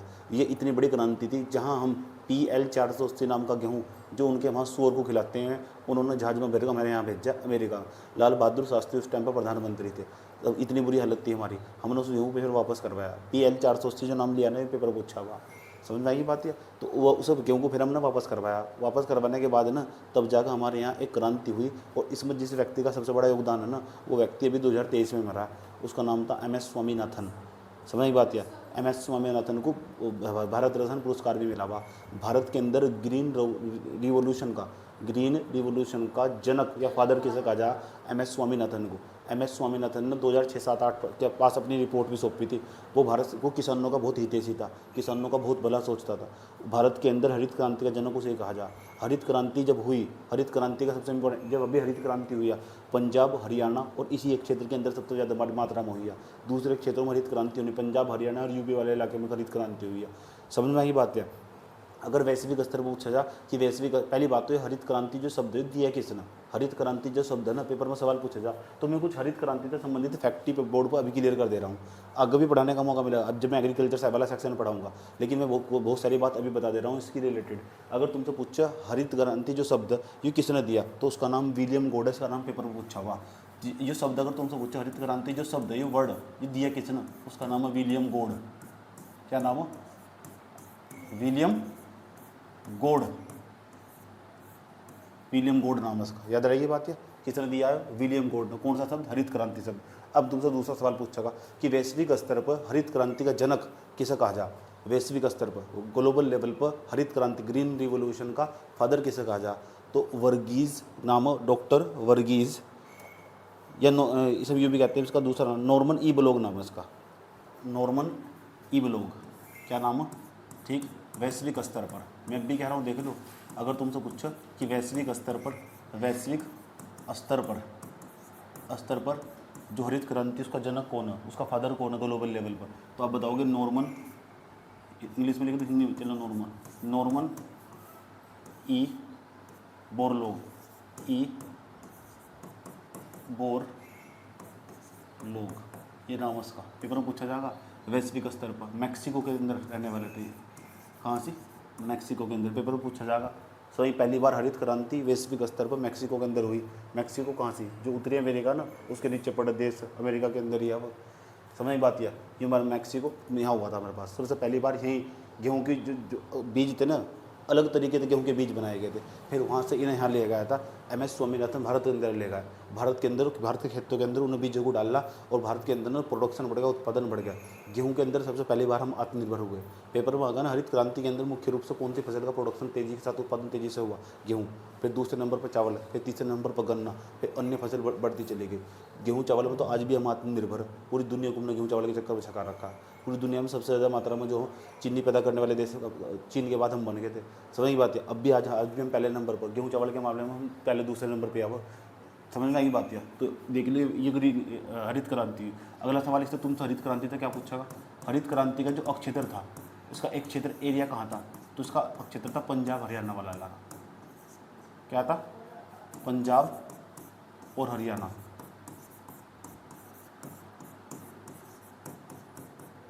और यूपी भी इसमें ऐड कर लो, पंजाब हरियाणा पर टिक मारना। अगला सवाल पूछा तुमसे, इससे समस्या क्या हुई। सही बात है, जो हमारे पास ये आया इससे कुछ समस्या भी हुई, हाँ इसके प्रभाव भी देखने को मिले। इस तरह रीजनल इम्बैलेंस हुआ। रीजनल इम्बैलेंस को हम बोलते हैं क्षेत्रीय असमानता बढ़नी स्टार्ट होगी। और क्षेत्रीय असमानता मतलब यहाँ की जो न प्रोडक्शन या उत्पादन कुछ ही क्षेत्रों के अंदर बढ़ा। दक्षिण भारत के कौन से राज्यों में प्रोडक्शन बढ़ा, पूर्वोत्तर भारत के कौन सा राज्य होता है जो नॉर्थ ईस्ट का, जिसके अंदर प्रोडक्शन बढ़ेगा, उत्पादन बढ़ेगा, तो क्षेत्रीय असमानता भी फैलनी स्टार्ट हुई। दूसरा, पर्यावरणीय समस्याएं भी देखनी स्टार्ट होगी बाद में जाएगा। जब हमने मिट्टी के अंदर ना वो बीज डाला था, जब वही बात है, जो बीज डाला था ना गेहूँ का, तो वो कुछ दिनों तक तो फसल पैदा करता रहा, उसमें ना बड़ी मात्रा में पानी की आवश्यकता होती है, पानी की कमी होनी शुरू होगी। तो बहुत सारे इसके अलग अलग तरीके से इम्पैक्ट पड़ते हुए दिखाई देते हैं। जब मैं एग्रीकल्चर वाला सेक्शन पढ़ाऊंगा तो वहाँ विशेष तौर पर इसके बारे में बताऊंगा कि कुछ इंपॉर्टेंट फैक्ट है जो पेपर में पूछे जाते हैं। अगर भारत के अंदर तो पूछे ना, भारत के अंदर जो हरित क्रांति का जनक किसे माना जा, भारत में अगर तुमसे पूछा जा भारत के अंदर हरित क्रांति का जनक किसे माना जा, MS स्वामीनाथन को। MS स्वामीनाथन, अभी इनकी रिपोर्ट पढ़ना। MS स्वामीनाथन, इन्होंने किसानों के हित में बहुत बात करी। सही बात है कि किसानों की फसल को MSP देने की बात भी इन्होंने करी कि किसानों को फसल को MSP मिलना चाहिए। MSP मिनिमम सपोर्ट प्राइस, न्यूनतम समर्थक मूल्य जिसे कहते हैं। समझ में बात है, किसानों की फसल का दाम नहीं बैठना चाहिए बिल्कुल भी। तो हरित क्रांति से, अगर हरित क्रांति का तुमसे पूछा जाए ना, हरित क्रांति कौन से दशक में हुई, तो आंतर तुमसे इस पर टिक मारना 1970 पर। 70 का दशक बोल रहे, 60 का दशक नहीं बोलते। सही बात, इस 1970 पर टिक मारना। अगर सही अगर तुमसे पूछा सन कौन सा था, तो 1966-67, 66-67। सही बात है, और 66-67 को ज़्यादा टिक मारना है, इसको 66 को कम, इस पर याद रहेगी बात है। पेपर में अगर तुम्हारे पास क्वेश्चन आगा, अगला क्वेश्चन तुम्हारे सामने, तुम्हारे मुंह पर मारेगा फेंक को। अगला क्वेश्चन सही बात है, हरित क्रांति से संबंधित है सारे के सारे, MS स्वामीनाथन वाला होगा। अच्छा, अगला सवाल पूछा तुमसे, बताओ कि जो चलो और कुछ रहेगा इसके अंदर। मुख्य फसल कौन सी बताई मैंने, तो मुख्य फसल इसमें मुख्य फसल कौन सी मुख्य फसल थी जिसका प्रोडक्शन बढ़ा है, गेहूँ। ये क्वेश्चन तुम्हारे मुंह को मारा फेंक, वीट जिसे कहते हैं। सही बात है। उसके बाद क्या था हमारे पास, राइस था। क्या था, राइस जानते हो, चावल। याद रही बात है। ये कुछ मुख्य इंपॉर्टेंट पॉइंट थे हरित क्रांति रिलेटेड थे जो कई बार पेपर पूछ रखे। शब्द किसने दिया, विलियम गॉर्डन। वैश्विक स्तर पर जो हरित क्रांति का, ग्रीन रिवोल्यूशन का फादर किसे कहा जा, नॉर्मन ई बोरलॉग को। उसके बाद क्षेत्रफल कहाँ था इसका, हमारे यहाँ जो क्रांति हुई है पंजाब और हरियाणा वाले इलाके में। सही बात है, इससे क्षेत्रीय असमानता भी फैलनी स्टार्ट हुई, रीजनल इम्बैलेंस जिसे बोलते हैं। भारत के अंदर MS स्वामीनाथन को हरित क्रांति का जनक माना जा। 1970 के दशक में ये स्टार्ट हुई। पेपर में 1970 के दशक पर टिक मारे, 60 के दशक बनी। अगर तुमसे पूछा सन कौन था, कभी हरित क्रांति शुरू हुई, 1966 के अंदर। उसके बाद मुख्य फसल कौन सी थी यहाँ, गेहूँ। अभी ये छोटा सा फैक्ट दिया मैंने तुम्हें, अगर तमीज से पढ़ना तो वह आगे समझा ही दूंगा तुम्हें, ताकि तुम्हें पता लगे इस टाइम के दौरान हो क्या रहा। 1980 तक आते हम 80-79 तक आते आत्मनिर्भर हो चुके थे, आत्मनिर्भर गेहूं और चावल के अंदर। फिर हमने पहले नंबर पर जो फसल थी गेहूं के मामले में उन्होंने प्रोडक्शन तब आकर तमीज से बढ़ा दिया। ऐसी हाई हम अगर तुमसे पूछे ना ऐसा हमने क्या करा, तो HYV ये हाई उच्च गुणवत्ता वाले बीज डाल ले, हाई यील्डिंग वैरायटी। ये अगर तुमसे पूछे एक सवाल ये भी पूछा जा सकता पेपर में, हमने खेतों के अंदर क्या डालना है, HYV, वी का मतलब वैरायटी, वाई का मतलब यील्डिंग, एच का मतलब high, high yielding variety, seed उच्च गुणवत्ता वाले बीज डाल ले। क्या डाल ले, उच्च उत्पादकता उच्च गुणवत्ता वाले बीज डाल ले खेतों के अंदर। उसका ना हमने अलग तरीके से बना रखा था, और जब वो खेत के अंदर डाल रहा तब जाकर प्रोडक्शन हाई बढ़ गया। पहले कहाँ 2 बोरी पैदा होती, अब 8 बोरी पैदा होनी स्टार्ट होगी। आज भी हम उसी बीज को यूज़ कर रहे, प्रोडक्शन बढ़ा कर, नहीं तो पहले 2 बोरी पैदा होती खेत में। ये ऐसे बीज डाला हमने खेतों के अंदर, और इस हाई यील्डिंग, क्या बोल रहे थे, yielding, high yielding variety, seeds मतलब बीज, ये खेतों के अंदर डाला, और आज हम आत्मनिर्भर है इसमें। बात समझ में आ रही है, इसका काम समाप्त हुआ। अच्छा, तीसरी, अगर तुमसे पूछे ना हरित क्रांति कौन सी पंचवर्षीय योजना में हुई, हम तो यार तीसरी पंचवर्षीय योजना में 3rd 5 ईयर प्लान के तहत हुई हरित क्रांति। एक सवाल ये भी पूछा जा सके, दुग्ध क्रांति कही हुई, दुग्ध क्रांति, दूध के मामले में आज पूरी दुनिया में पहले नंबर पर, हम फर्स्ट नंबर पर, पहले नंबर पूरी दुनिया में दूध की नदियाँ पर हमारे यहाँ राजस्थान यूपी के अंदर। समझ की बात है, पूरी दुनिया में हमारे यहाँ एक व्यक्ति के पास इतना दूध है, उतना पूरी दुनिया में भी नहीं है किसी के पास। फिर दूसरे नंबर पर यूएसए चला जा, डंगर ही डंगर भारत के अंदर, सुन लो, भारत के अंदर डंगर ही डंगर है। सही बात, मजाक नहीं आया, अपने आपको देख लो तुम।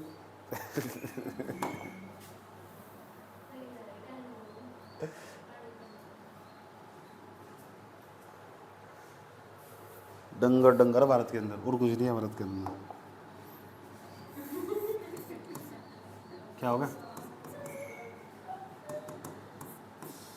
कोई दिक्कत यहाँ तक? और कुछ हरित क्रांति से रिलेटेड?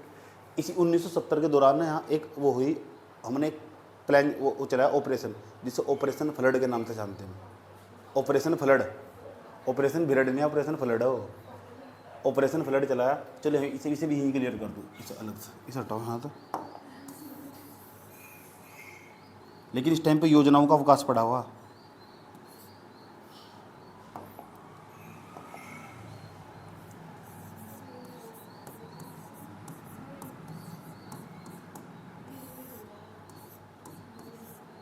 इंग्लिश में भी वही नाम हो।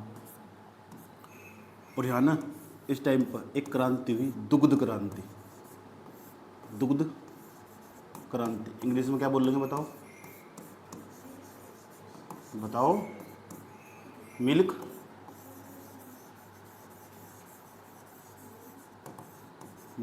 रिवॉल्यूशन। अच्छा, पेपर में एक सवाल तुम्हारे मुंह में मरा फेंक कर, दुग्ध क्रांति का जनक भारत में किसे कहा जा, कौन था वो बताओ, दुग्ध क्रांति का जनक किसे कहा जा, है कोई जो बता देगा? दूध क्रांति का जनक किसे मानना जा, क्या?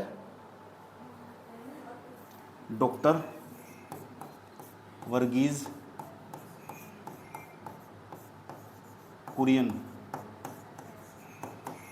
पेपर पूछा जा, भर को पूछा जा, दूध क्रांति का जनक। ऑपरेशन फ्लड कब चला गया? 1970 की बात है।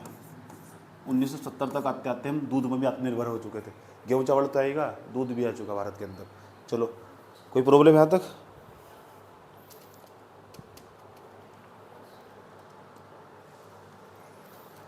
लेकिन 1966 से 67 तक 68 तक 69 तक ये चौथी पंचवर्षीय योजना में आगा।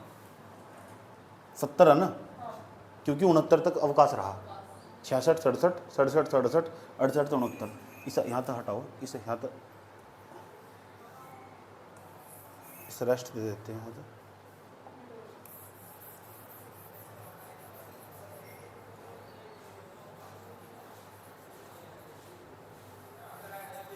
ऑपरेशन फ्लड चौथी पंचवर्षीय योजना में आ जाएगा, इसे नोट करो। चलो, हरित क्रांति वाला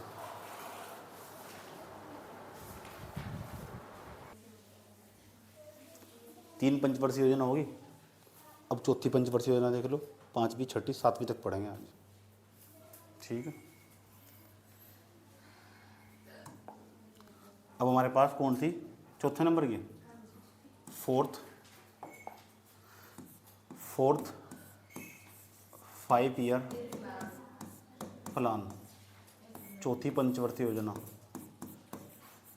चौथी पंचवर्षीय योजना, पंचवर्षीय योजना। एक बात बताओ, कब से कब तक चली है? 1969 से लेकर 1974 तक, 74 तक। 5 साल का प्लान ना हो भी, बड़ा इंपॉर्टेंट है, देख लो। 9 और 5 14 हो, यानी 74 तक चलने वाला, 74 तक। देश की प्रधानमंत्री इस टाइम इंदिरा गांधी, और इंदिरा गांधी के बारे में बताने की जरूरत नहीं है। इंदिरा गांधी मतलब इंदिरा गांधी, उसने साफ कह दिए। इसी दौरान उसने पाकिस्तान के 2 टुकड़े करके फेंक दिए। कह रहा ये पूर्वी पाकिस्तान कुछ नहीं है, ये बड़ा सीधा। मोदी की तो नहीं है, इंतजार कर रहे, पानी रोक दिया, फलाना रोक दिया। आज इसे इंदिरा गांधी की तो लोग भी देवता तारीफ कर रहे, कह रहे भागो सीधा। रात रात उधर सेना को, अपनी सेना को अलर्ट करके सीधा अलग करके फेंक दिया। बहुत आतंक। ठीक है, उसके बाद हमारे पास आओ जानते हैं इसके अंदर इम्पोर्टेंट बात। 1969 से लेकर 1974 तक हुआ क्या? सबसे पहली बार यह पंचवर्षीय योजना आई। इस दौरान इस योजना को हम DR गाडगिल मॉडल के नाम से जानते हैं। DR गाडगिल, सही बात है। इंदिरा गांधी के बहुत चहेते व्यक्ति थे, सही बात है। उनका नाम हमारे पास DR गाडगिल। क्या नाम? DR गाडगिल। गाडगिल, कारगिल नहीं है, गाडगिल है। DR गाडगिल मॉडल, याद रहेगी बात। या क्या तुम्हें याद है पहली पंचवर्षीय योजना को कौन से मॉडल के नाम से जानते हैं? जो पहला वाला क्या है? Harrod Domar model. अच्छा, दूसरे वाली पंचवर्षीय योजना को PC महालनोबिस, और तीसरी सुखमय चक्रवर्ती, जॉन सैंडी और सुखमय चक्रवर्ती। और चौथे वाली को DR गाडगिल मॉडल। ठीक, क्या हुआ भाई इस योजना के दौरान? पहले सीधी को बैठ समझे तो।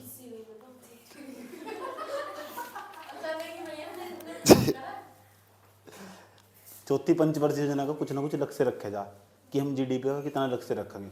यहाँ GDP का टारगेट रखा गया इस टाइम पे। यहाँ GDP का जो टारगेट रखा गया, कभी कभी पेपर में पूछ लिया जा, जो GDP थे ना, GDP, इसका टारगेट रखा 5.3% के आसपास।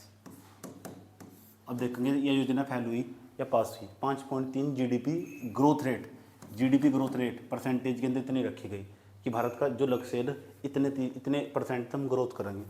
लेकिन कहते हैं वक्त हालात बदल जाते हैं और सब कुछ बदल जाता है। तो ग्रोथ रेट रही हमारे पास 3.3%, यानी योजना फेल हो चुकी।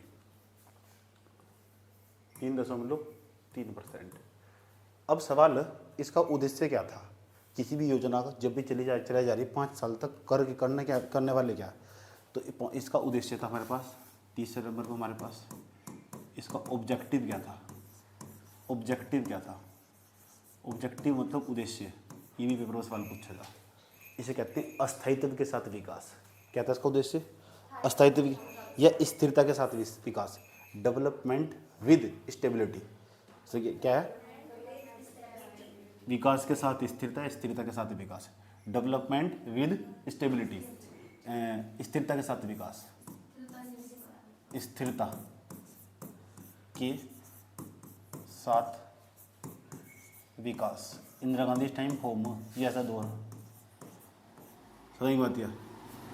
इंदिरा गांधी को कुछ नहीं दिख रहा, अंधी हो चुकी इस टाइम इंदिरा गांधी सत्ता के नशे में। इसलिए वो लिखी गई थी कविताएं, इंदु जी क्या हुआ आपको, सत्ता के नशे में चूर हो गई और भूल गई बाप को। ऐसी ऐसी चुटकुले बनाए जा रहे थे इनके ऊपर, सही बात है। हाँ, शायरी बनाई जा रही थी, पोइट्री बनाई जा रही थी। लेखक बहुत भयंकर तरीके से कटाक्ष करके लिख रहे थे कि आप अपने बाप को नहीं याद करती हो, आपके बाप कितने अच्छे व्यक्ति थे और आप कहाँ सत्ता के नशे में चूर होगी। सत्ता का नशा बहुत डेंजरस नशा हो, समझ में आई बात है। इसी दौरान क्या क्या हुआ और कुछ खास बात इसकी? हाँ, खास बात है, क्यों नहीं, आओ जानते हो। और ख़ास बात क्या है इस दौरान और क्या हुआ? इम्पोर्टेंट बात, इंदिरा गांधी जी ना जो बैंक थे, भारत के जो बैंक थे, ये बैंक ना, भारत के बैंक यो क्या कहा था इन्होंने? अरे ना क्या भारत के बैंक पता क्या हुए थे? भारत के बैंक किसानों को लोन नहीं देते थे। सुन, साफ साफ कहते चल भाग यहाँ से। अच्छा, प्राइवेट बैंक थे बिल्कुल भी। इंदिरा गांधी ने बुलाया बैंक को, इधर तो पता प्राइवेट बैंक ने चटा धरा गाल पर, चट देसी गाल पर, प्राइवेट बैंक नहीं है तू, आज सरकारी बैंक का तू, आज तो तू वो करेगा जो मैं कहूँगी। किसानों को जितना चाहिए इतना लोन मिला करेगा, बढ़िया काम करा। और एक बैंक की रेट नहीं डाली सीधी, 14 बैंकों को पकड़ के उनका सबका राष्ट्रीयकरण कर दिया, नेशनलाइज बना दिया पूरे बैंकों को। 14 बैंकों का राष्ट्रीयकरण का श्रेय इन्हें दिया था। 14 बैंकों को पकड़ कर सरकारी बनाने का श्रेय किसे दिया जा? इंदिरा गांधी को दिया। 14 बैंकों को नेशनलाइज कर दिया इसने, 14 बैंकों का राष्ट्रीयकरण कर दिया, नेशनलाइज बैंक बना दिया। बैंकों का राष्ट्रीयकरण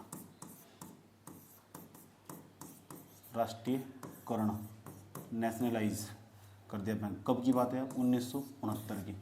बड़ी इंपॉर्टेंट बात है। और लोगों ने फिर वाह भाई कर दी इंदिरा गांधी की, लेकिन बैंक में फिर भी सुधार नहीं हुआ।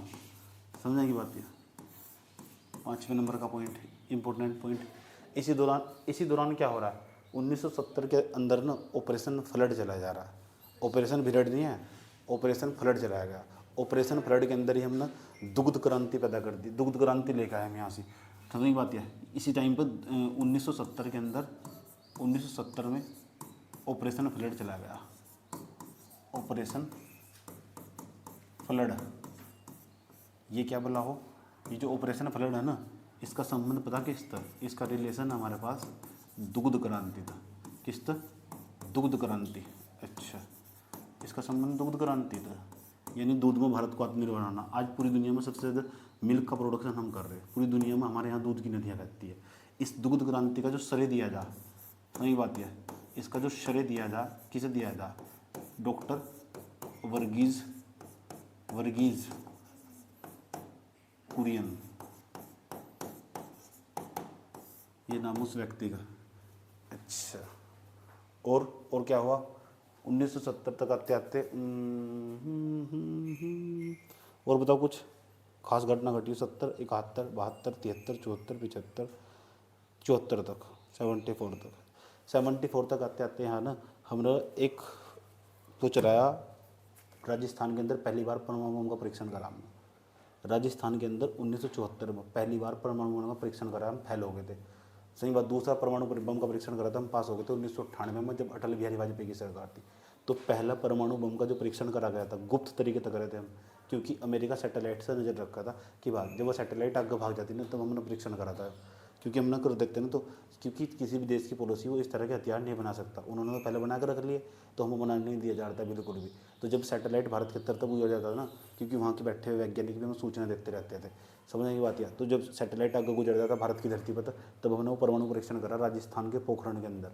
राजस्थान के अंदर पोखरण जगह पड़ा, सारे एक्सपेरिमेंट वही हो, खाली जगह ना वहाँ से रेते के अंदर, सारी एक्सरसाइज, सारे युद्ध अभ्यास भी ज़्यादातर वहीं है, वो खाली जगह पड़ी हुई वहाँ से, समझने की बात है। तो हमने वहाँ ना एक ऑपरेशन चलाया। ऑपरेशन जब हमने ये काम करा, तो हम एक प्रकार का ऑपरेशन कर रहे हैं गुप्त तरीके से। इस ऑपरेशन का नाम इंदिरा गांधी की सरकार ने इस्माइल बुद्धा रखा। इस्माइल बुद्धा, सही बात है। इसी ऑपरेशन का नाम 1974 के अंदर पोखरण के अंदर, तो पोखरण राजस्थान के अंदर, ठीक है, वहाँ परमाणु का यानी एटॉमिक जो बम हो हमारे पास, एटॉमिक बम हो, उसका परमाणु बम का पहली बार परीक्षण करा, एक्सपेरिमेंट करा, लेकिन फेल हो गया। समझ नहीं बात है, हम बना नहीं पाए उस टाइम पर।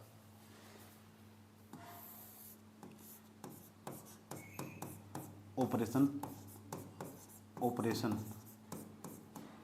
इस्माइल बुद्धा, ऑपरेशन इस्माइल बुद्धा चलाया गया। ये ऑपरेशन इस्माइल बुद्धा चलाया गया इंदिरा गांधी की सरकार के द्वारा। इसके दौरान ना ये 1974 में चलाया गया, 1974 के अंदर। जब 1974 के अंदर चलाया, 1974 में बहुत सारी ट्रीटी हुई थी, संधि हुई थी NPT की, दूसरे देशों के साथ हमने हस्ताक्षर कर दिए कि हम परमाणु टेस्टिंग परीक्षण नहीं करने के। ऐसी बहुत सारी संधि हुई थी, भारत ने करे थे। 1974 में हमने क्या करा? 1974 में गुप्त तरीके से करे थे सारे। पहला परमाणु परीक्षण करा, परमाणु परीक्षण करा, फेल हो गए थे हम। परमाणु एक्सपेरिमेंट करा हमने, ठीक। कहाँ से चला है? राजस्थान के पोखरण के अंदर करा। कहाँ से?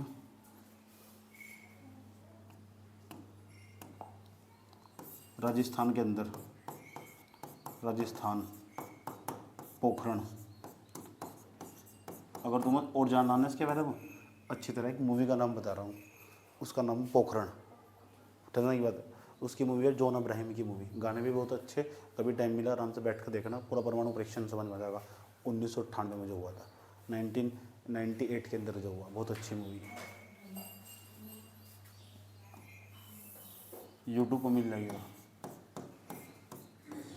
जब तुम पेपर दे लोगे तब देख लेना उसे बैठ कर। बात समझ में आई है? और कुछ 71, 72, 72 में कुछ हुआ था क्या? मुझे कुछ याद आ रहा है। 73, 24 अप्रैल 1973 में केशवानंद भारती केस आया था। 24 अप्रैल कोई जन्मदिन हो, पता किसका? सचिन तेंदुलकर का। 24 अप्रैल 1973 बहुत बड़ा केस आया था। ठीक, 24 अप्रैल 1973 को केशवानंद भारती केस, 13 जजों की बेंच बैठी थी एक साथ, एसएमसी के लिए उसके अध्यक्ष थे। उस कॉन्स्टिट्यूशनल बेंच ने, उस संवैधानिक पीठ ने एक फैसला सुनाया जो देश के इतिहास के अंदर एक मील का पत्थर साबित होता पॉलिटिकल साइंस के अंदर। आज भी हम केशवानंद भारती केस की बात करते हैं और वहाँ न उन्होंने एक केस के अंदर जो बात बोल ली कॉन्स्टिट्यूशन को लेकर, क्योंकि कॉन्स्टिट्यूशन के अंदर, कॉन्स्टिट्यूशन पर यानी संविधान पर बार बार प्रहार करा जा रहा था। इंदिरा गांधी के द्वारा लगातार अमेंडमेंट करे जाते, संविधान में संशोधन करे जा रहे थे। इंदिरा गांधी को चेतावनी दे दी गई, जितना संविधान में संशोधन करना ना कर। अगर न्यायपालिका को लगेगा ना कि आधारभूत संरचना का उल्लंघन हो रहा है, basic structure of Indian constitution, यानी भारतीय संविधान की आधारभूत संरचना का अगर उल्लंघन हो रहा है, तो आपके द्वारा जो संविधान में संशोधन करा गया ना, कुछ भी पार्लियामेंट के द्वारा, लोकसभा, राज्यसभा और राष्ट्रपति के द्वारा कुछ भी करा जा रहा है, हम उसे रद्द कर देंगे। सही बात है। उसने पूछा कि ये क्या हो, आधारभूत संरचना, मगर ये भी टाइम टाइम पर बताएंगे क्या क्या हो, समझना की बात है। तो इस टाइम पर 24 अप्रैल 1973 को केशवानंद भारती केस में फैसला सुनाया गया था।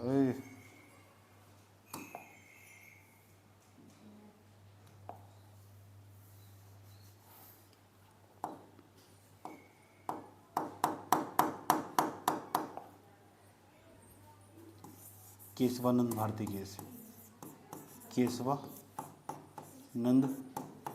भारती केस, इसमें फैसला सुनाया गया। 13 जजों की पीठ थी, 13 जजों की संवैधानिक पीठ थी, कॉन्स्टिट्यूशनल बेंच थी, संवैधानिक पीठ।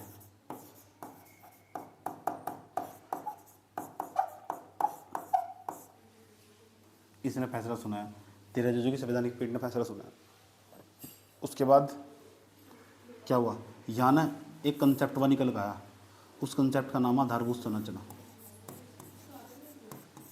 आधारभूत संरचना।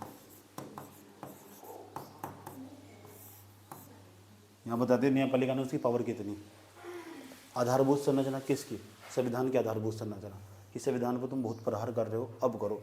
अगर सुप्रीम कोर्ट को लगेगा ना आपके द्वारा कुछ भी बदलाव करा गया और उससे भारतीय संविधान की आधारभूत संरचना हिल रही, तो समझ जाओ तुम्हारा जो कानून था ना, हम उसे हिला देंगे, फाड़ कर फेंक देंगे सर, ले जाओ उठा कर। जब भी उसका रिव्यू करेंगे, समीक्षा करेंगे अनुच्छेद 13 के आधार पर, आर्टिकल 13 के बेस पर। समझ में आई बात? या कोई प्रॉब्लम? ये हमारे पास चौथी पंचवर्षीय योजना थी। चौथी पंचवर्षीय योजना में ना जाने मुझे कुछ और याद आ रहा है। चौथी पंचवर्षीय योजना में और भी कुछ घटना घटी होगी यार, कुछ याद करो। मेरा दिल कहीं दूर पहाड़ों में खो गया, उसे देखे हुए, याद करो। 69, 70, 71 में बांग्लादेश बना। 1971 में ना, 1971 में 2 थे पाकिस्तान हमारे पास, एक तो पूर्वी पाकिस्तान था, एक पश्चिमी पाकिस्तान था। ये पश्चिमी पाकिस्तान तो तंग कर रहा था, जो आज के समय में ये पूर्वी पाकिस्तान वाले भी आतंकवाद ज़्यादा फैला हुआ थे। सही बात है। तो फिर इंदिरा गांधी ने, वहाँ की एक विपक्ष पार्टी वही थी बांग्लादेश के अंदर, उसके साथ सेटिंग करी और रातों रात काट कर बांग्लादेश को, ताकि भारत के अंदर आतंकवाद को ख़त्म करा जा सके। रातों रात बांग्लादेश को अलग कर दिया, एक अलग ही देश बना दिया। नगारा कोई पूर्वी पाकिस्तान नहीं है, ये फड़ा धरा अलग देश। ये थी इंदिरा गांधी की ताकत, बहुत परेशान कर रहे थे। रातों रात काट कर गजब का फैसला, सेना को चढ़ा दिया पूरा वगैरह, और युद्ध हुआ भारत और पाकिस्तान के बीच में। 1971 का युद्ध हुआ। समझ बात है। तो एक नया देश पैदा हुआ, ये इंदिरा गांधी की ताकत थी। नया देश पैदा हुआ बांग्लादेश, याद रहे ये बात है। बांग्लादेश बना इसी टाइम पे। शेख मुजीबुर रहमान, पता नाम सुना है शेख मुजीबुर रहमान का? कभी देखना इसके ऊपर भी इंदिरा गांधी की बायोग्राफी देखोगे ना, खुद ही समझ में आ जाएगा तुम। समझ आया बात ये? और क्या हुआ है? कुछ और 70, 71, 72, 69, 73, 74, 75, 74 तक, 73 तक। और है कुछ घटना जो बड़ी घटना घटी हो उस टाइम की हो भारत के अंदर, याद करो, है कुछ इम्पोर्टेंट जहाँ तक पेपर में सवाल पूछे जाते हैं? याद करो मेरा दिल कहीं दूर पहाड़ों में खो गया। चल दिमाग नहीं चलाते क्या तुम? चला लो दिमाग, अब भी कह रहा है। एग्रीकल्चर में क्या हुआ, साइंस एंड टेक्नोलॉजी में क्या हुआ, कुछ भी याद आ रहा हो जो इम्पोर्टेंट पॉइंट, इम्पोर्टेंट जो पेपर में आगा, बस फालतू नहीं है। चलो इसे नोट करो पहले, इतना याद आ ही जाएगा मेरे। खत्म इसका खेल। 4 पंचवर्षीय योजना होगी, 5वें नंबर की पंचवर्षीय योजना, 5वीं पंचवर्षीय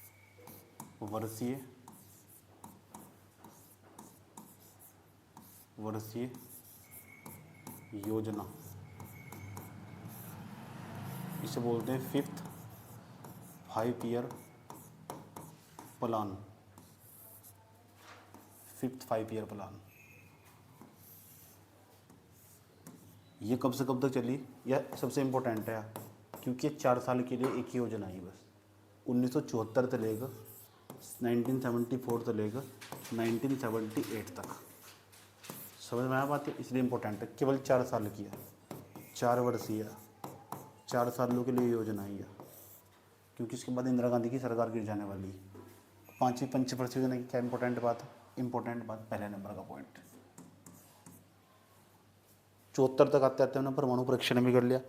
इसे इसका ग्रोथ रेट देखो कितना रखा गया, 5वीं पंचवर्षीय योजना के अंदर ग्रोथ रेट पॉजिटिव मिला, देखने को इंपॉर्टेंट बात है, सही बात है। ग्रोथ रेट इसका GDP growth rate, GDP growth rate हमारे पास कितना 4.5 के आसपास रख से रखा गया, कितना रखा गया 4.4 के आसपास, 4.4 के आसपास रख से रखा गया और प्राप्त हुआ 4.5। ये योजना सफल रही, समझ की बात है। 4 सालों की योजना थी। इसके बाद इंदिरा गांधी की गवर्नमेंट गिर जाएगी। इंदिरा गांधी ने उन जो हमारे पास वही समय जब इंदिरा गांधी ने इमरजेंसी लगा दी थी। उसके बाद इम्पोर्टेंट बात, अब सवाल इसका नाम क्या है हमारे पास, ये कौन सी पंचवर्षीय योजना है? 5वीं ना, ठीक। इसका नारा क्या था? एक तो गरीबी का उन्मूलन करना, जो पॉवर्टी है उसे एबोलिश करना, गरीबी का उन्मूलन करना, समझ में आती है तो, और आत्मनिर्भर बनना। गरीबी उन्मूलन लक्ष्य क्या था इसका? लक्ष्य क्या था? लक्ष्य क्या था? गरीबी को एबोलिश करना, उन्मूलन करना, गरीबी उन्मूलन, अच्छा, और आत्मनिर्भर बनना। इसी नारे ने भारत को बर्बाद कर दिया। जो आत्मनिर्भरता ना, आत्मनिर्भर, कुछ नहीं मंगाना भारत से, सब चीज़ें आत्मनिर्भर कर दो, तेल भी नहीं चाहिए, पैदल चलो, सही बात है, जो नहीं है। इसी 1991 के आर्थिक संकट का एक कारण ही बनना चाहिए, जो इकोनॉमी के अंदर रिसेशन आया था, मंदी आई थी, हालत ख़राब हो गई थी हमारी। ये आत्मनिर्भर, ऐसी बहुत सारी चीज़ें जो तुम्हारे पास नहीं है, तुम्हें दूसरे देश से मंगानी पड़ेगी, चाह के भी तुम आत्मनिर्भर नहीं हो सकते। ऐसी नीति जो देश जो अपनाता होगा ना, उसे हम संरक्षणवाद की नीति कहते हैं। संरक्षणवाद का बढ़ावा दे रहा हो, अपनी इकोनॉमी के गेट बंद कर लेना, और वो वैश्विक स्तर पर अच्छी अवधारणा नहीं मानी जाती। जब आप ग्लोबलाइजेशन की बात कर रहे हो, वैश्वीकरण की बात कर रहे हो, वैश्वीकरण के दौर में आत्मनिर्भर का धारा जो नारा ना, वो अप्रासंगिक हो, इररिलेवेंट हो, वो समझ में आया बात ये। उसके बाद हमारे पास ये लक्ष्य था इनका, इम्पोर्टेंट बात। तीसरा पॉइंट जो इनके बारे में पूछा जाना चाहिए, जो क्वेश्चन के रूप में तुम्हारे मुँह में मारा था फेंक पक्का 100%, सही बात है। उसका नाम पता क्या है? वो हमारे पास गांधी जयंती के टाइम पर हमने 2 अक्टूबर 1975 को हमने क्षेत्रीय ग्रामीण बैंक की स्थापना कर दी इंदिरा गांधी ने। 2 अक्टूबर 1975 की बात है। 75 में क्षेत्रीय ग्रामीण बैंक, रूरल डेवलपमेंट बैंक, क्षेत्रीय regional rural development bank, regional rural development bank कब बनाया? 1975 में। क्षेत्रीय ग्रामीण बैंक, अरे यार, क्षेत्रीय ग्रामीण बैंक, ग्रामीण बैंक। और क्या करा हमने,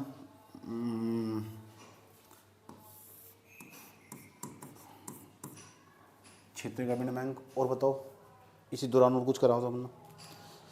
20 सूत्री कार्यक्रम लेकर आए 1975 में इंदिरा गांधी की सरकार। 20 सूत्री कार्यक्रम, 20 सूत्र पर काम कर रहे हैं। 20 सूत्री कार्यक्रम एक प्रोग्राम लेकर आए हैं।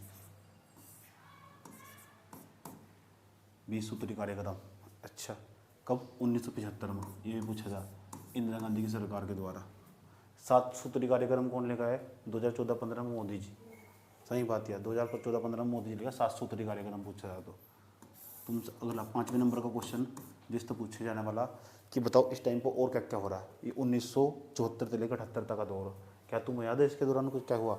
75-76 नेशनल इमरजेंसी लगा दी, राष्ट्रीय आपातकाल लगा दिया। राष्ट्रीय आपातकाल कौन से अनुच्छेद के तहत लगाया गया? राष्ट्रीय आपातकाल लगाया गया। राष्ट्रीय आपातकाल, मैं ही जोड़ जोड़ के चल रहा हूँ, इंपॉर्टेंट। अनुच्छेद कौन था वो? आर्टिकल बताओ कौन सा हमारे पास? 352 के तहत राष्ट्रीय आपातकाल लगाया जा। वित्तीय आपातकाल के कौन से अनुच्छेद के साथ तहत लगे? 360। उसके बाद हमारे पास एक और हमारे पास राष्ट्रपति शासन 356 के तहत। ठीक है, ये आर्टिकल 352 के तहत राष्ट्रीय आपातकाल लगा दिया इंदिरा गांधी ने। डाल दे लोगों को जेल में उठा। इसकी बहुत आलोचना होती है। पत्रकारों को कहा तमीज में लिखो, तमीज में हो होगा, नहीं तो जेल के उस पार मिलोगे। और डाल भी दिया बहुत सारे पत्रकारों को रातों रात। समझ में आई बात है? कौन सी पंचवर्षीय योजना? 5वीं पंचवर्षीय योजना। इसी टाइम और कुछ खास बात है इसकी 5वीं पंचवर्षीय योजना की? हाँ, कब तक का दौर है? 74 से 78 तक का। कॉन्स्टिट्यूशन के अंदर बहुत बड़े बदलाव हुए। एक तो 42वां संविधान संशोधन हुआ, 42वां 42 कॉन्स्टिट्यूशन अमेंडमेंट 42वां 1900 कब हुआ? 76 के अंदर 42वां संविधान संशोधन। बहुत बड़ा संविधान संशोधन है 42वां संविधान संशोधन जब 1976 में हुआ। इसे लघु संविधान भी याद है क्योंकि इसके साथ बहुत सारे बदलाव हुए, बहुत सारे एक साथ बदलाव हुए। 42वां संविधान संशोधन, ठीक। 42वें संविधान संशोधन में बहुत बड़ा संविधान संशोधन है। इस 42वें संविधान संशोधन को बदल कर इंदिरा गांधी ने एक मिनी कॉन्स्टिट्यूशन तैयार कर दिया, ठीक। एक तो 42वां हुआ था इसी इंदिरा गांधी के टाइम पर, इसी टाइम पर ना 44वां संविधान संशोधन 1978 में हुआ, ठीक। ये भी बहुत बड़ा बदलाव हुआ 42 पर 44वां। सही बात है। तुम मुझे बता सकते हो जो हमारे 11 मौलिक कर्तव्य वे 42वें संविधान संशोधन के द्वारा जोड़े गए थे, 44वें संविधान संशोधन के द्वारा जोड़े गए थे। मौलिक कर्तव्य 11 मौलिक कर्तव्य हमारे फंडामेंटल ड्यूटीज हमारी जो भाग 4 के अंदर रखी हुई, वह 42वें संविधान संशोधन के द्वारा 44वें संविधान संशोधन के द्वारा जोड़े गए थे। 42वां था, चेक करिए कौन सा था, 42वां था 44वां था। सरदार सुवर्ण सिंह कमेटी बनी थी, एक सरदार सुवर्ण सिंह कमेटी, सरदार सुवर्ण सिंह समिति बनी थी, उसमें 44वां संविधान संशोधन के द्वारा जोड़े गए थे, 42वें संविधान संशोधन के द्वारा जोड़े गए थे। इसे तो क्या पढ़ा ना, पीछे से पढ़ा रखा कॉन्स्टिट्यूशन में। और बताओ इसी दौरान और क्या हुआ? उसके बाद 4 साल के लिए थी योजना, फिर उसके बाद एक नई योजना आ गई, मोरारजी देसाई की सरकार आ जाएगी। मोरारजी देसाई देश के प्रधानमंत्री बनने वाले।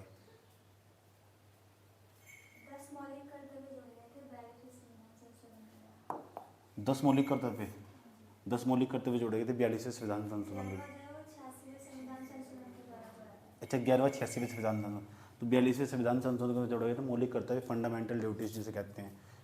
इंपॉर्टेंट बात, एक हमारे पास अनावर्त योजना,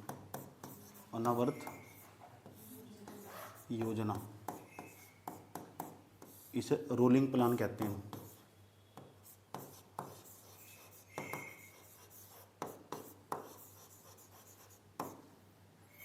ये क्या है हमारे पास? ये 2 साल के लिए चला है। 1978 से लेकर 79 तक और 1979 से लेकर 80 तक। 80 के बाद फिर इंदिरा गांधी की गवर्नमेंट आ जाएगी क्योंकि गठबंधन की सरकार बनी थी ना यहाँ से। मोरारजी देसाई को प्रधानमंत्री बनाया गया था। ये पेपर में पूछा जा, ये अनावर्त योजना कब चली? 78 से 79 तक, 79 से लेकर 80 तक। सही बात है। 1980 में किसकी सरकार आ जाएगी?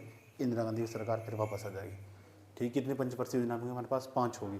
इसके बाद 80 से लेकर 85 तक छठी पंचवर्षीय योजना चलेगी, फिर 85 से लेकर 89 तक चलेगी, 90 तक कौन सी? 9वीं पंचवर्षीय योजना, 7वीं पंचवर्षीय योजना, ठीक। और कुछ है हुआ इसके दौरान? 74 से लेकर 78 के बीच में है कुछ, नोट करो पहले। क्या सीपी, वाओ।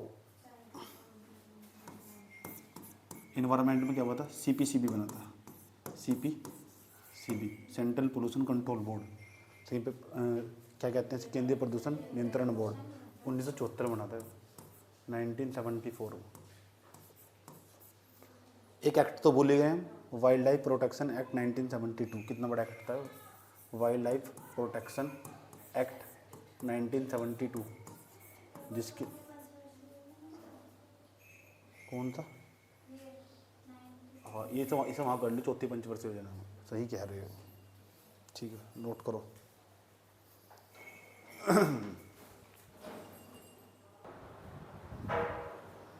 और क्या हुआ, छठी पंचवर्षीय योजना पा जाओ, 6th 5 ईयर प्लान, छठी पंचवर्षीय योजना, छठी पंचवर्षीय योजना,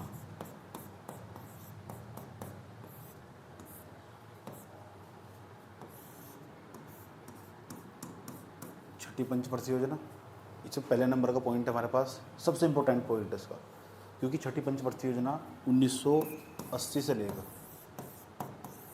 85 तक रहने वाली, इंदिरा गांधी वापस आ चुकी, ठीक। जब 80 से लेकर 85 तक रहने वाली ना, इसमें सबसे पहली बार गरीबी हटाओ का नारा दिया गया। इंपॉर्टेंट बात है, गरीबी उन्मूलन और रोजगार वृद्धि की बात करी गई कि हम गरीबी को ख़त्म कर देंगे, गरीबी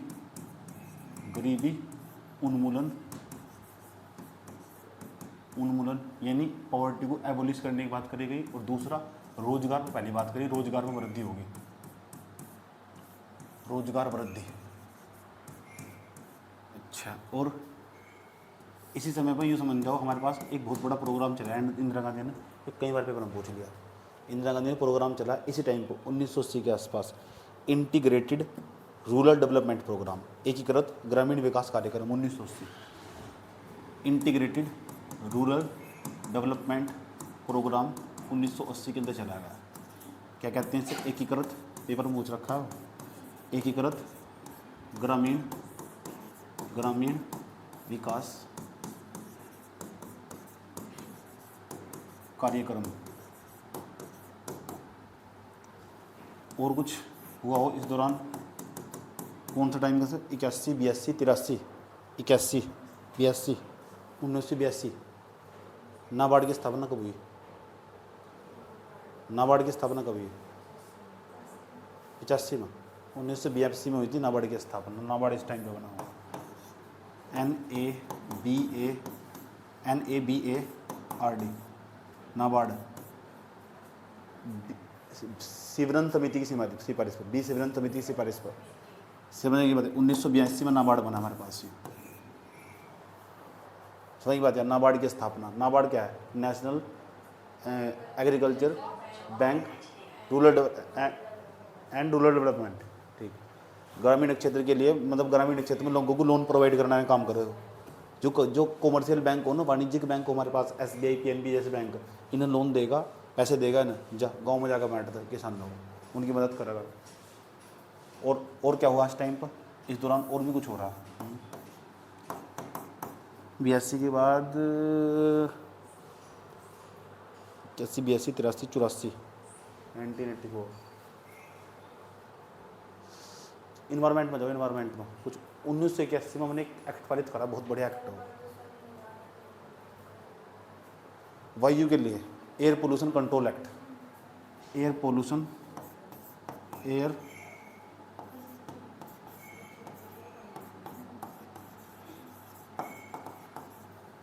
कंट्रोल एक्ट,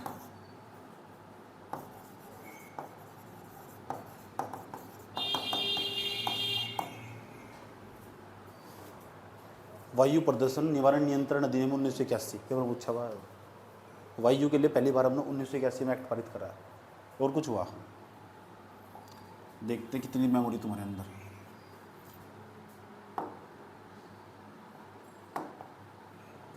कभी न कभी कहीं न कहीं 1980 में, 81 में, 82 में, 83 में, कुछ भी याद आ रहा है, इन्वायरमेंट में, साइंस एंड टेक्नोलॉजी में, जल्दी फटाफट कुछ भी याद इंपॉर्टेंट जो पॉइंट पेपर में आया हुआ हो।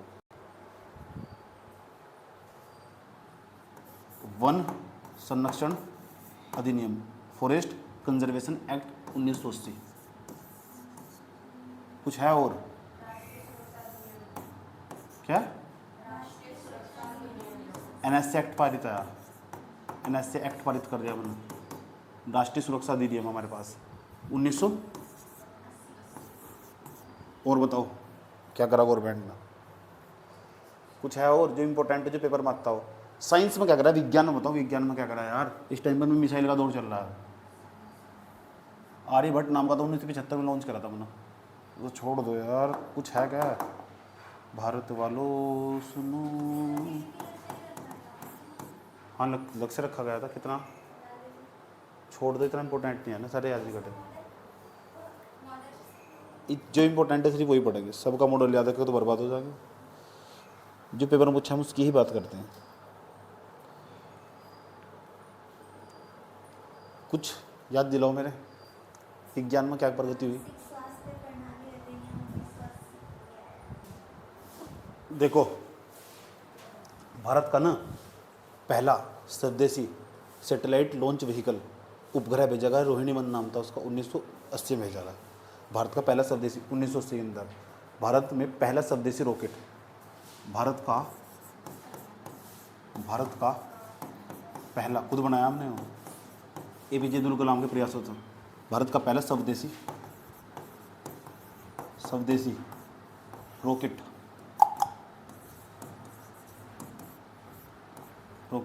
नाम क्या था उसका? SLV-3, satellite line launch vehicle 3, इस तरह भेजा गया। उसका नाम था रोहिणी, हाँ, जिससे रोहिणी 1 उपग्रह को, रोहिणी 1 नाम है इसका, रोहिणी 1। क्या नाम है? रो 1। इसी टाइम पर हो गया यहाँ तक। एक और हमारे पास एक चीज़ और, इसी टाइम पर हम ना कंप्यूटर नीति ले गए हम 1984-85 में। पहली बार कंप्यूटर नीति, ये कंप्यूटर इस टाइम पर आया। कंप्यूटर पॉलिसी लेकर आए हम, पॉलिसी 1984-85 में। सॉफ्टवेयर हार्डवेयर, इससे पहले कोई कंप्यूटर नहीं आता देश के अंदर। और कुछ नहीं, उतार लो बस।